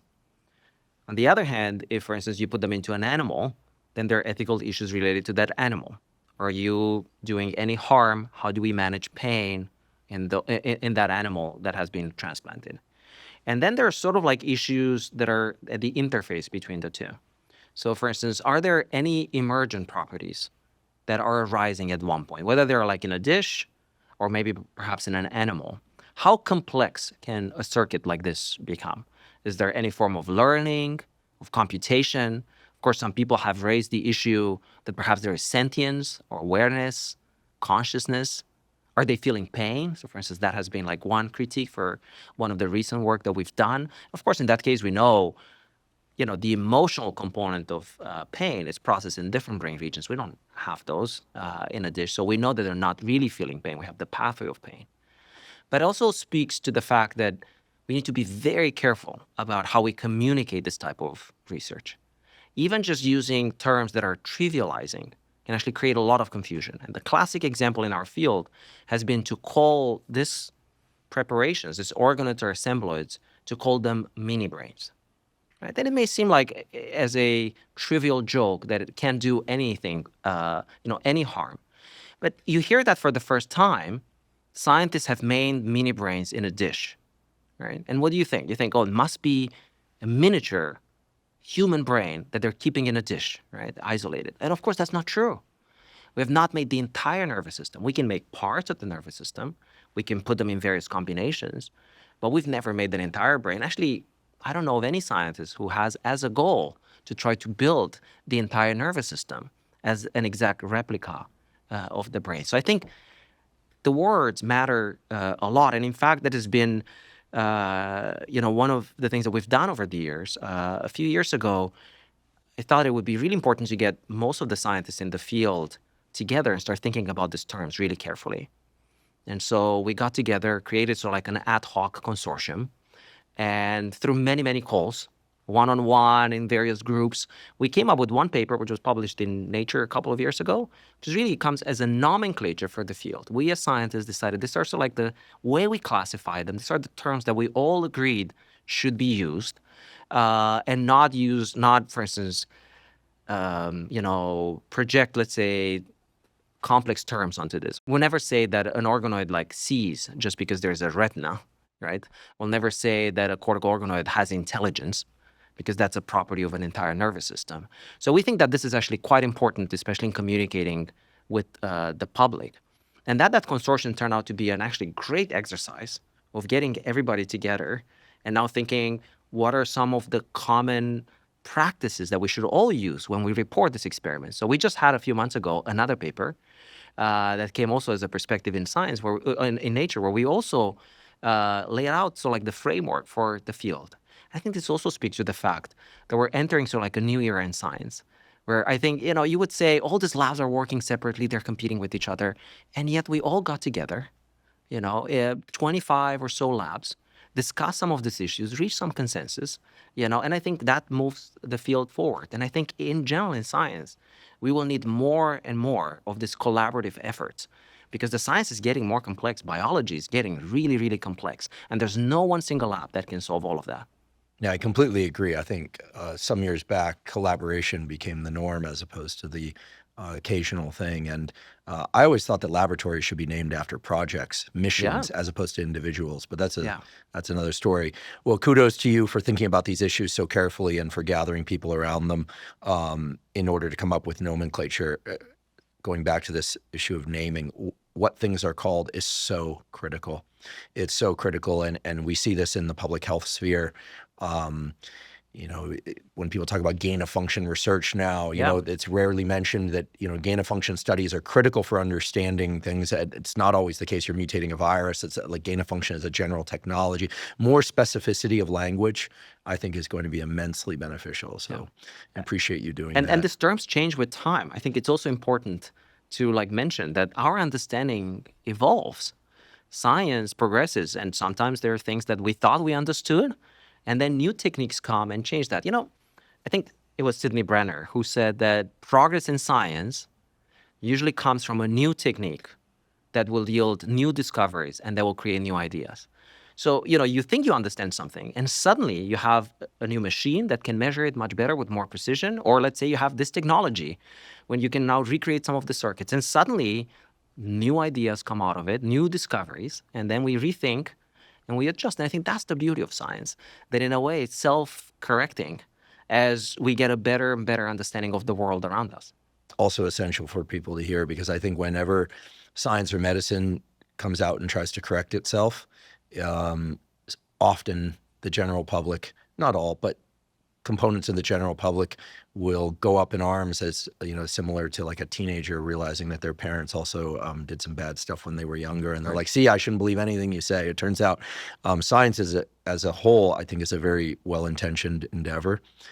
You get your occasional bad apples, but I think that this notion of self-correction it's fundamental. Yeah. Just like engineering's gotten better, Yeah. The phone you use now doesn't look anything like, Right. in terms of technology or speed, of the phone you used 10 years ago. Likewise with any And technology. that's why it's so important that both when we communicate as scientists to the public, we use terms that are not trivializing. I think very often we're told, like, try to simplify so that the public understand. The public understands much more than we think. There are always ways in which you can explain something without trivializing it, without using a new term or, some comparison so that they understand that. Because very often analogies can also be dangerous, right? But I think, I always sort of like assume, and that is sort of like being my, my mantra, that somebody really has, when you explain even to the general public, that, they have zero knowledge and yet, infinite intelligence, right? I think as the saying goes in science. So I think there are always ways of explaining science very simply, but also communicating that science changes over time. That there are new understandings that are correcting the science. And we've seen this, of course, in medicine. We've sadly seen it in psychiatry, right? Many, many times by labeling, relabeling, doing treatments that perhaps were like not the most, fortunate, right, over time. But I think it's important to tell the public that, we're, always trying to move towards. I think most physicians that I know, most psychiatrists that I know are really motivated by really trying to make their patient better.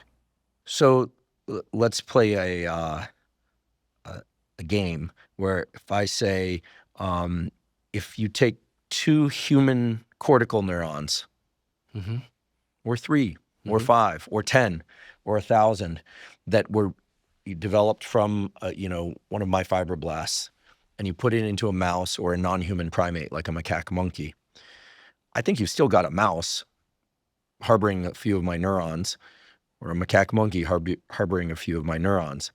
At what point does that animal no longer become strictly a mouse or strictly a primate? And then the parallel example, of course, is, let's say I could get some neurons from fibroblasts that were made from you, and those were put into my brain. Right. At what point do I become more Sergiu-like than Andrew-like? Yeah. So how do you think about those questions? And while it might seem too early to consider those, we've learned through history that it's never too early to start thinking about the ethical implications of a technology like this, where there's transplantation involved. No, it is absolutely not too early. Actually, it's the right time to think about this is as experiments are actually being planned, not when experiments have been done. Good point. And that's what we've been doing. And that's why actually, all experiments that we do undergo ethical approval at Stanford. We, and I think at most major institutions, right, and certainly in the United States, you have to first propose what you're going to do, especially with pluripotent stem cells and especially with animals. And a committee will decide whether that is acceptable or not. Now, of course, there are experiments that perhaps are not necessarily illegal, but, when you kind of like try to break a new frontier. But I think what it's important to think about, like this process of transplanting or transplantation, that you take cells and you put them either in another individual or another species, is that what really matters a lot, we've learned now, is the timing, when you actually transplant those cells.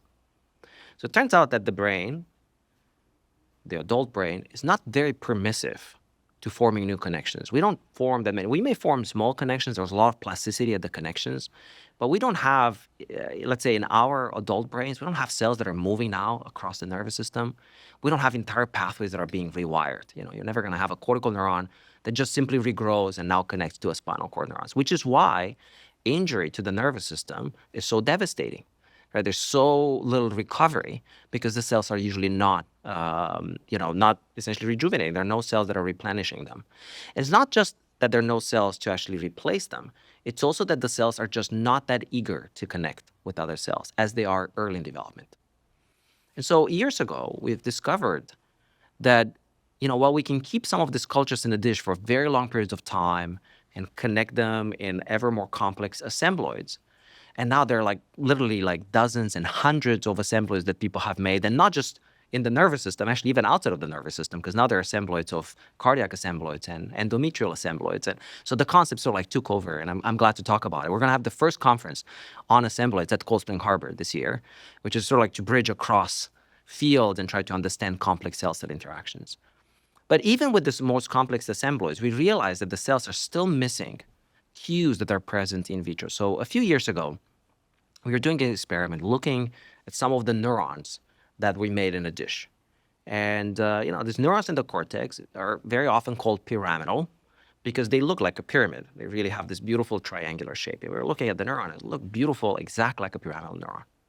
And then around that time, we got a piece of tissue that was removed from a child who underwent surgery for epilepsy. So when you sometimes have to undergo the surgeries, intractable epilepsy is really severe. Maybe you talked about this like previously. You have to remove some tissue. And when you remove some of that tissue, you also have to remove some healthy tissue. And so we got some of that healthy tissue. And of course, we're always like eager to understand how the cells that were made in a dish are similar or dissimilar to the ones in the actual brain. We still like need to benchmark before we use that for a therapy or for anything else. And we compare one day some of the cells, and we realized to our amazement, and I don't know how we'd never noticed it or nobody has really like made a big deal out of it, but the neurons that we're making in a dish were about 10 times smaller than the ones in the cortex on average. I mean, they're kind of like miniature versions of what was happening. And so it was like, of course, immediately it was like, what is happening in vivo? Is there something, as they say, in vivo veritas very often, right? We know this has been the case for immunology, that many experiments in vitro have not always panned once you actually study them in an actual patient. So that's when we actually started to also use transplantation, meaning we started thinking, could we actually put some of the cells in an animal and see whether they acquire new properties or they look much more like this? And of course, transplantation has been used for 40 years. Many of these experiments were done before I was born, especially in Sweden, when scientists will actually take various cells and transplant them into animals.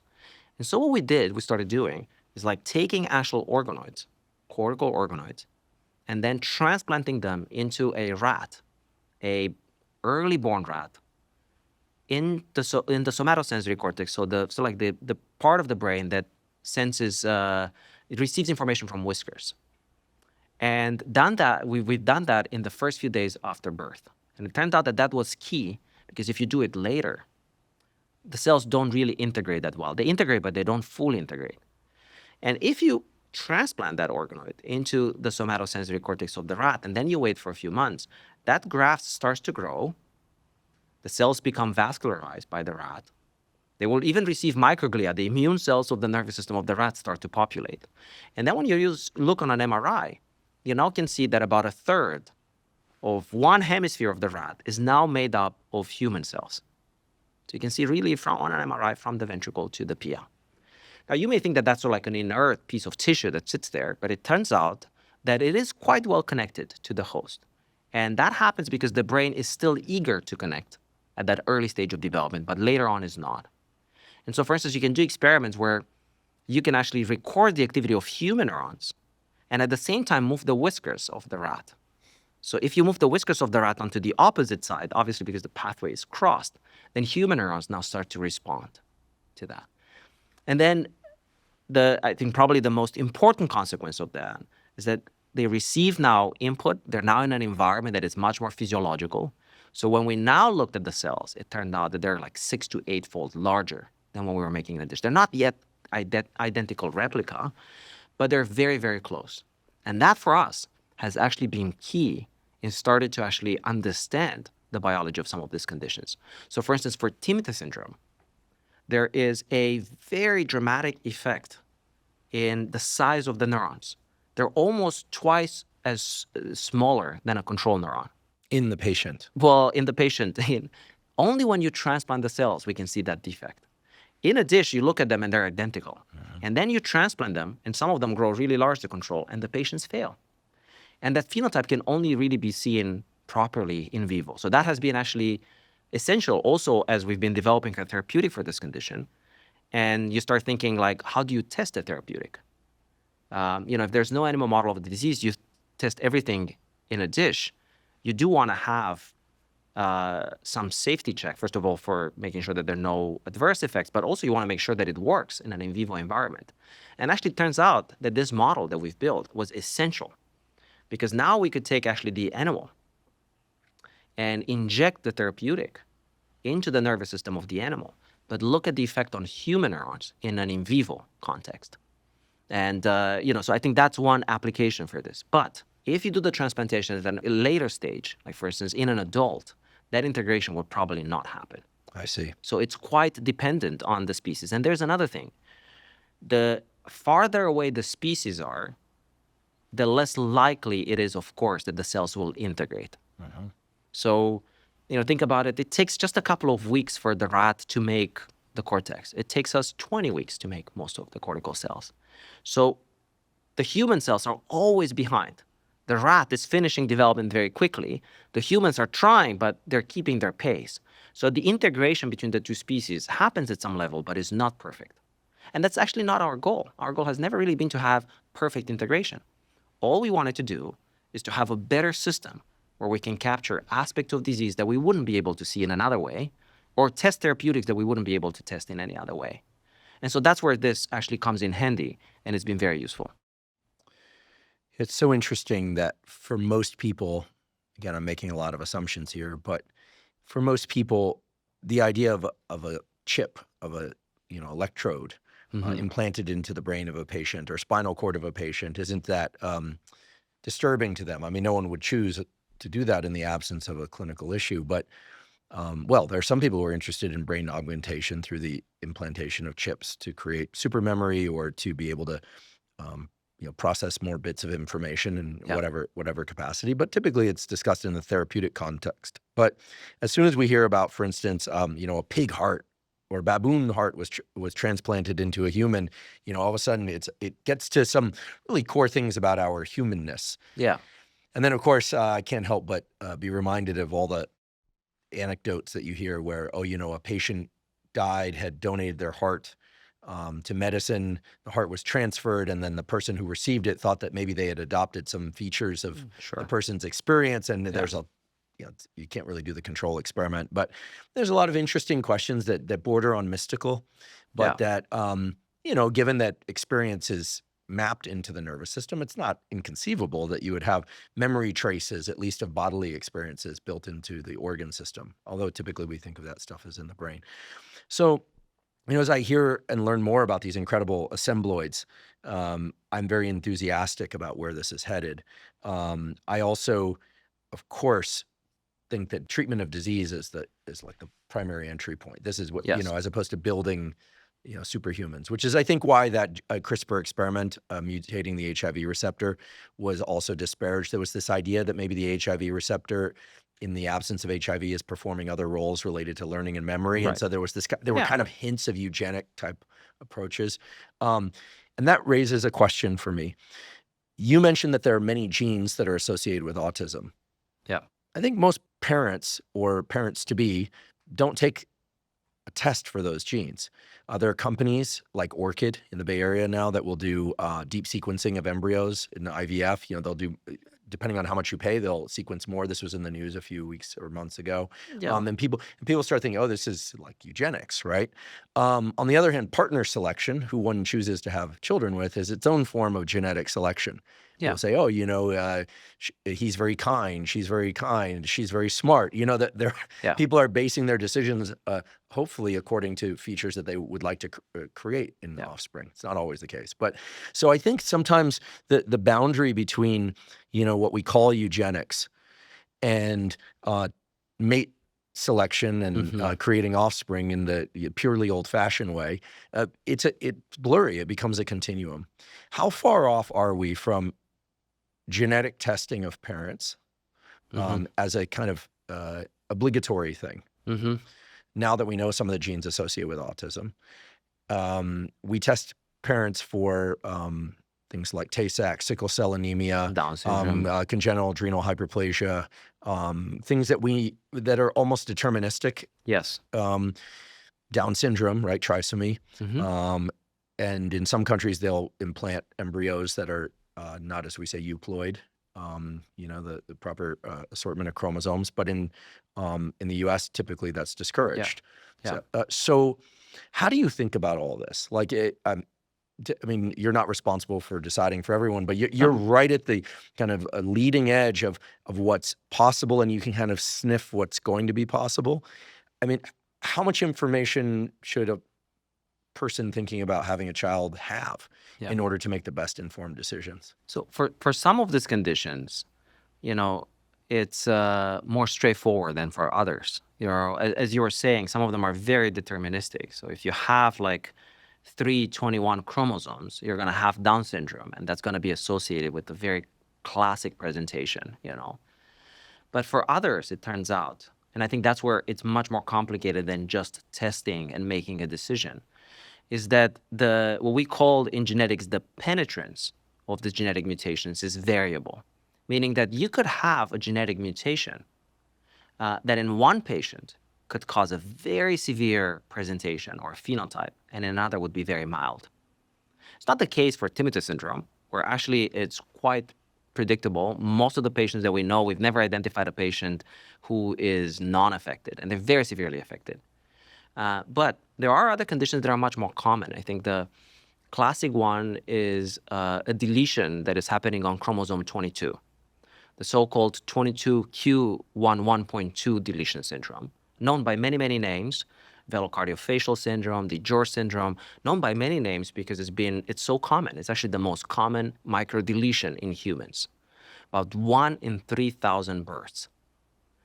Now, the condition is associated with cardiac issues, immune conditions, many of which can actually be addressed medically, but it also comes with a 30% risk for schizophrenia.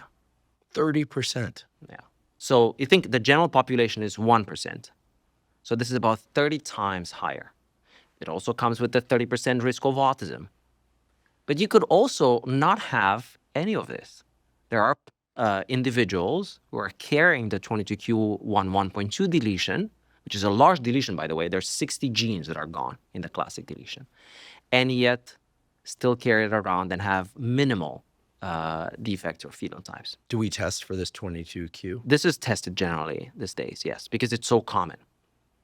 But I think that the challenge is this problem of penetrance. And in some patients, and we don't know what the context is, each of us has a very complex genetic background. So it could be that, the same mutation, two different individuals will have different levels of severity because one of them perhaps compensates much better for whatever reason. There's a lot of stochastic forces in development.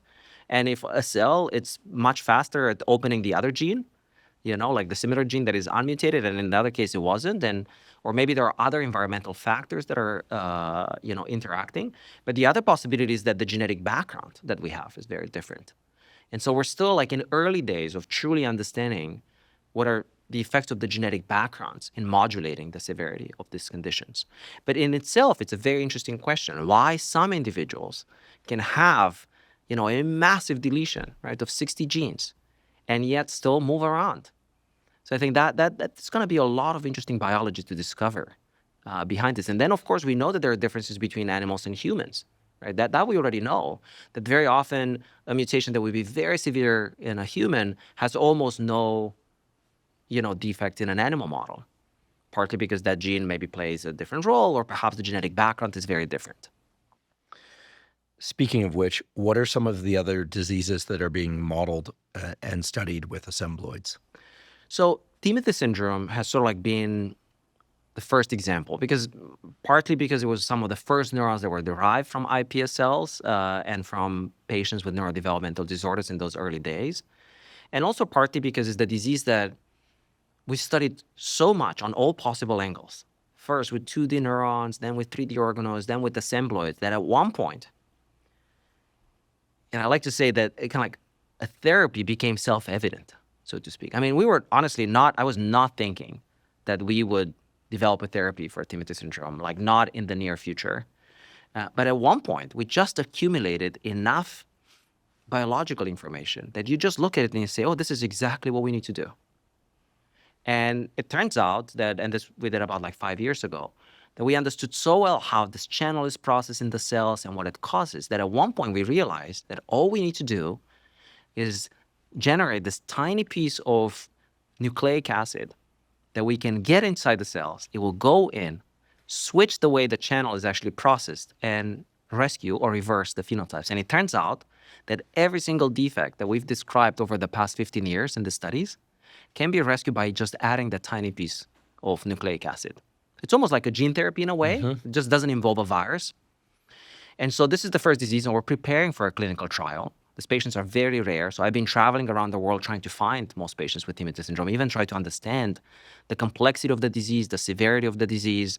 And so we now have a large cohort of the patients ready, and we're preparing for the first clinical trial. We already started producing the drug. So it's druggable. We think that it's druggable, but this will be the first therapeutic for a psychiatric disease that has been exclusively developed with human stem cell models without anything else, I like to joke about it. Probably you knew very well Luber Stryer. He developed the so-called gene chip, early days of evaluating genes in different cells. He passed away recently. He passed away sadly. recently. He also, he would bring coffee by. He would bring coffee by. Yeah. He had an office across our D222, right? So he would come at 9. Anyone who's ever taken biochemistry, the big red biochemistry book, Stryer, It's Stryer. That's what it is. Yeah. I mean, he was an amazing communicator. I think above anything, he was just a larger than life figure who be able to go with you in a conversation from a deep molecular mechanism to what does it actually mean. Yeah, very kind person too. So my last conversation with Lubert, which happened, I think a month before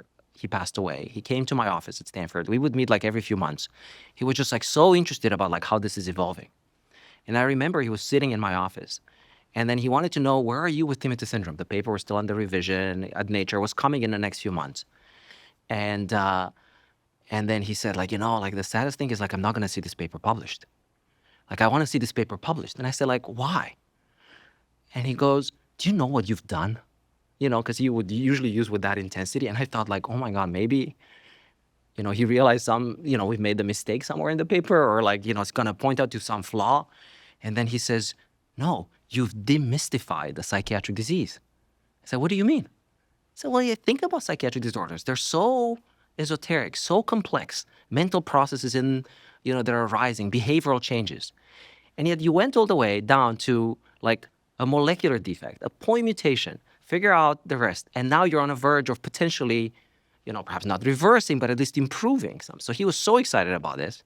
I think I never think enough perhaps about it. But he was the last one who reminded about how important it is actually to focus on these genetic disorders of which we know more. Of course, this is just one form of disease. There are so many more afterwards. But our hope is that just by understanding and learning from this, we're going to be able to apply to other disorders. So another one that we're studying now, there are forms of epilepsy, which are very difficult to study. There are intractable forms of epilepsies. Patients who have some of these genetic mutations, whether they're in an ion channel or in molecules that are important for cells to stick with each other, they can cause 60 seizures a day. Right? So they're really devastating conditions that are actually causing impairment just by having those seizures every single day for 10, 15 years. And so those are a really big issue right now. So we've been focusing a lot on trying to build now models for these epileptic seizures, either through in vitro studies or after we transplant, and then we study more complex networks in patients. And then, of course, intellectual disability, so severe intellectual disability, schizophrenia, forms of schizophrenia. So we've been studying now for almost 12, 13 years, 22q11 deletion syndrome. We think it's an entry point. It's the highest genetic risk factor that we know of for schizophrenia. So we think it may give us some windows into how, molecular defects arise. So I think you can think of most psychiatric and neurological conditions that you can study now, as long as they have a strong biological genetic component. Mm-hmm. So I think those that have a social component, those that are triggered by social stress, let's say, right, forms of anxiety, depression, those are much more challenging to study because, of course, we can mimic that social environment. Can I make a request? Please. That someone in your lab try to tackle dystonia. Yes. I had the experience last year of somebody contacting me. I get contacted a lot, for requests to help with horribly sad situations, right, as one does if you're in the neuroscience field. Typically, it's people with visual deficits who've gone blind or losing their vision. This time it was a mother of a young kid who had a form of dystonia where he was essentially just going from a, by all accounts, normal appearing and acting kid to having basically no ability to move or do anything. Couldn't go to camp, couldn't go to school, and it was just a very, very tragic situation. He had a neurosurgery. we'll know soon how he's doing. But I learned that these dystonias are not super uncommon. I mean, fortunately, they're uncommon enough, but you just have to witness one of these stories, and it turns out there is a genetic basis for these. Yeah. So I'm putting in a vote for dystonia for the parent and for the child. It's devastating, and we don't hear from these people very often. And there are sociological reasons for that. Certain diseases are underrepresented in the public sphere. Autism we hear a lot about, not just because of the prevalence, but because we have a certain affinity to kids, and that explains that. A discussion for another time. But these dystonias are very hard to witness in a way that has made them kind of veiled to the public, but they're very, very detrimental, and it would be amazing. I know you already have a lot on your plate, but I'm putting in a strong vote for dystonia. We are actually working on dystonias because they are devastating conditions, and there are now genetic mutations that cause really severe forms of dyskinesia and dystonia. So really uncontrollable movements in these kids that are really devastating for social functioning and in general for development. And so we do know a little bit about the biology behind it. We do know that the basal ganglia, this deep structure into the brain, is very important for movements. We very often stimulate that brain region for Parkinson's disease or parts, of those circuitry. So we know it's very important. So we've been trying to rebuild it in a dish. So we now can build some of the circuits. We call them loop assembloids, where essentially you can put a cortex, and we've made the striatum, and then you put parts of the mesencephalon and the midbrain and the thalamus. Awesome. And the cells connect in a loop, and now they have activity. So you can now induce mutations at various levels of the circuit and see where is that mutation most important. So let's say if you were to develop a gene therapy, where would you deliver that gene, right? If you were to choose, if you can deliver it in the entire brain. So these are really like early days, but I think it can be applied. And I think in general, you were mentioning this before about autism, right? And this, even the ability of communicating these disorders, or how much awareness there is, right? I think when I refer to autism, I generally refer to the severe forms and profound autism. And as we discussed earlier, there's certainly a continuum, and there are many individuals that are high functioning, right? There are they have high skills. They may lack certain social skills, but they have other skills. They're different. They're productive in society. I am not talking about discovering or developing a therapeutic for any of these individuals. We are talking about the profound forms of autism, the ones that actually the parents are still struggling to even communicate about, right? The kids who may never go to school, may never be able to actually live on their own. The same is the case for many of these patients with severe dystonias. So I think it's very important because I think in the case of autism, partly because it's being talked about, and again, because it is a spectrum, is, it's also part of the identity, right, of a part of the population, and that's absolutely fine. I think perhaps at one point having different terms. Yeah, that would be useful. It may be useful because we were talking before about terminology, which is so important. So perhaps that would be useful at one point to define, the border between profound forms of autism and forms of autism that are not really a disease. Yeah, as well-meaning as the psychiatric community is, it's bound by this, DSM, whatever number it happens to be on, for understandable reasons. But I think better nomenclature would really help. That has societal implications. It has to do with how we treat people generally. Actually, just as a quick reflection, years ago, I sat down with Bob Desimone, who, world-class neuroscientist, as you know, but he was the head of the National Institutes of Mental Health at that time. And he said to me directly, it was over lunch, he said, do you know why there's so much more money spent trying to understand autism as opposed to schizophrenia? At least that was the case at the time, and I think it is still now. I said, no. And he said, because the strong genetic link in schizophrenia means that oftentimes the parents are struggling as well. They're not bringing their children in. And with severe, nowadays it's not politically correct to call them schizophrenics. For people with severe schizophrenia, it's scary to be around. Yeah. It's really scary. Whereas with autism, even in the profound cases, these are children, and as a human species, we naturally have this, we want to care for our young. and it just pulls on us. And he said, so there's been this incredible lobby of the government and therefore pressure on NIH to direct funds towards studying autism, far, far less for schizophrenia. It's interesting, in light of the homeless problem in California and elsewhere and the huge amount of mental disease and drug addiction. I think nowadays there's a kind of a broader understanding of brain diseases as diseases that people suffer from, as opposed to cold mothering or something, like ridiculous theories like that. I definitely want to talk a little bit about you. Not getting too personal here, but I've known you for some years, and from the first time I met you, it was clear you were going to work on something important. You were going to figure it out, and your work ethic is like something to behold. Without inflating numbers, how much time are you spending these days either at the computer working on things related to your science, or in the lab, or thinking about your science? I mean, of your waking hours, what percentage? Well, I've never seen this as work, so probably all the time. I think about this all the time. I mean, luckily now, of course, I have a lab of incredible scientists, and many of them now have their own labs.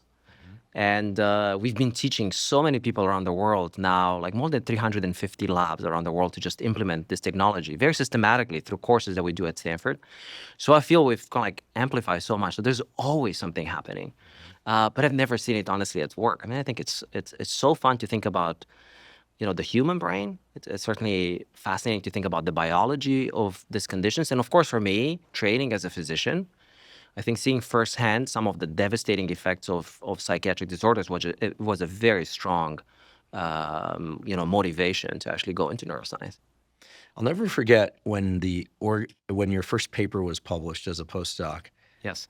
You brought in a cake for everyone else. I don't know if you remember that. No, I You don't. brought in cake for everyone else. I don't remember. And I was that. like, this is the first time I've ever observed this. This is awesome. At the time I was eating cake. I don't eat cake anymore. With each successive decade, I get stricter and stricter with my eating. I still enjoy food very much. But it really speaks to your spirit and your generosity. I feel so blessed that someday I'll be able to say, I can tell you stories from way back when, D222, when we took over that room without permission. I think we just did it. I think we just took which it. Which is the way to do it. It's unincorporated. Well, Ben was the one who always said, ask for forgiveness, not permission, within the proper context of doing science.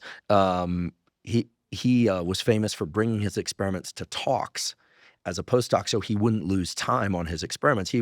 And then I think at one point there's a story where someone called him out and said, hey, why are you bringing your experiments to seminars? Everyone else is drinking coffee and doing stuff. And he said, because I don't know if your seminar is going to be any good, and I don't want to waste the time on my experiments.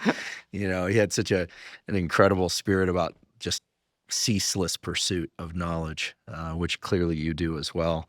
Sergiu, I am so grateful for you taking time out of your immensely busy schedule to come here and educate us all on this incredible technology that you've developed and that other laboratories are now using. I realize it's a field, but clearly a field that you've been seminal in launching. And, I think for a lot of people, if they were to just hear about organoids in the news, or hear, okay, we took these neurons and we were able to grow them in a dish and they formed some things that resemble circuits, and we're putting them into mice, they'd say, this sounds a lot like a parlor trick or something that scientists do to keep themselves busy with our tax dollars. But I just want to thank you because you've beautifully illustrated the linear fashion in which you've gone from human disease to building up technologies, 1 cell type in a dish, 2 cell types, circuits in a dish, 3 synapses, modeling, using drugs and other approaches, genetic therapies, to figure out what actually needs to be fixed, going back into patients, which is super exciting.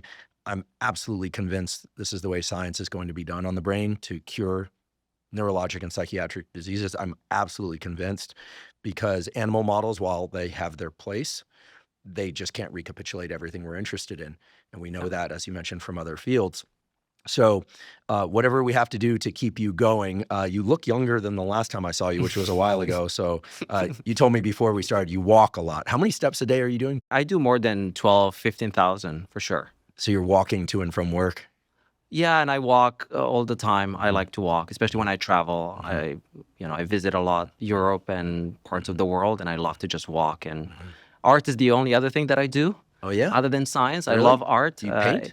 I used to paint. Right now, it's mostly thinking about art and Okay. like what I've seen most museums in Europe at this point, like several times. Whose art is exciting you now? I'm fascinated by. I love art, but whose art are you intrigued by lately? Well, I mean, my favorites have always been Impressionist, but then I go through phases, and so I love all art as an expression, and I think that's sort of like, I walk a lot in museums. I think you could probably trace like where I've done most of the walking, and it's probably done in museums or in California, walking at night and sort of like discussing science with students or others. Fantastic. And none of this biohacking nonsense. You eat one meal a day. That's how you stay so fit. I generally eat one meal a day. Yeah. How long have you been doing that?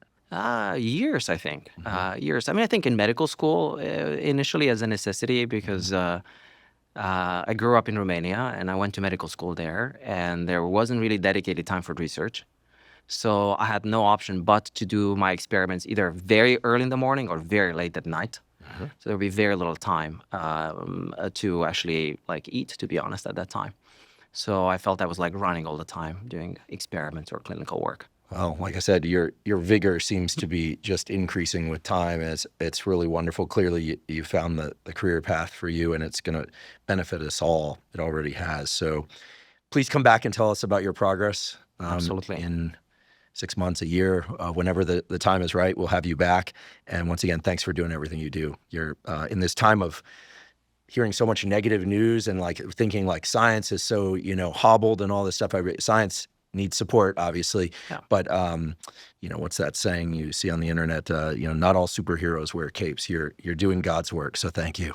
Thank you so much. Thank you. Thank you for joining me for today's discussion with Dr. Sergiu Pașca. To learn more about his work, please see the links in the show note captions. If you're learning from and or enjoying this podcast, please subscribe to our YouTube channel. That's a terrific zero-cost way to support us. In addition, please follow the podcast by clicking the follow button on both Spotify and Apple. And on both Spotify and Apple, you can leave us up to a 5-star review. And you can now leave us comments at both Spotify and Apple. Please also check out the sponsors mentioned at the beginning and throughout today's episode. That's the best way to support this podcast. If you have questions for me or comments about the podcast, or guests or topics that you'd like me to consider for the Huberman Lab podcast, please put those in the comment section on YouTube. I do read all the comments. For those of you that haven't heard, I have a new book coming out. It's my very first book. It's entitled Protocols, an Operating Manual for the Human Body. This is a book that I've been working on for more than 5 years, and that's based on more than 30 years of research and experience. And it covers protocols for everything from sleep to exercise to stress control, protocols related to focus and motivation. And of course, I provide the scientific substantiation for the protocols that are included. The book is now available by pre-sale at protocolsbook.com. There you can find links to various vendors. You can pick the one that you like best. Again, the book is called Protocols, an Operating Manual for the Human Body. And if you're not already following me on social media, I am Huberman Lab on all social media platforms. So that's Instagram, X, Threads, Facebook, and LinkedIn. And on all those platforms, I discuss science and science-related tools, some of which overlaps with the content of the Huberman Lab podcast, but much of which is distinct from the information on the Huberman Lab podcast. Again, it's Huberman Lab on all social media platforms. And if you haven't already subscribed to our Neural Network newsletter, the Neural Network newsletter is a zero-cost monthly newsletter that includes podcast summaries as well as what we call protocols in the form of 1 to 3 page PDFs that cover everything from how to optimize your sleep, how to optimize dopamine, deliberate cold exposure. We have a foundational fitness protocol that covers cardiovascular training and resistance training. All of that is available completely zero cost. You simply go to hubermanlab.com, go to the menu tab in the top right corner, scroll down to newsletter, and enter your email. And I should emphasize that we do not share your email with anybody. Thank you once again for joining me for today's discussion with Dr. Sergiu Pașca. And last, but certainly not least, thank you for your interest in science.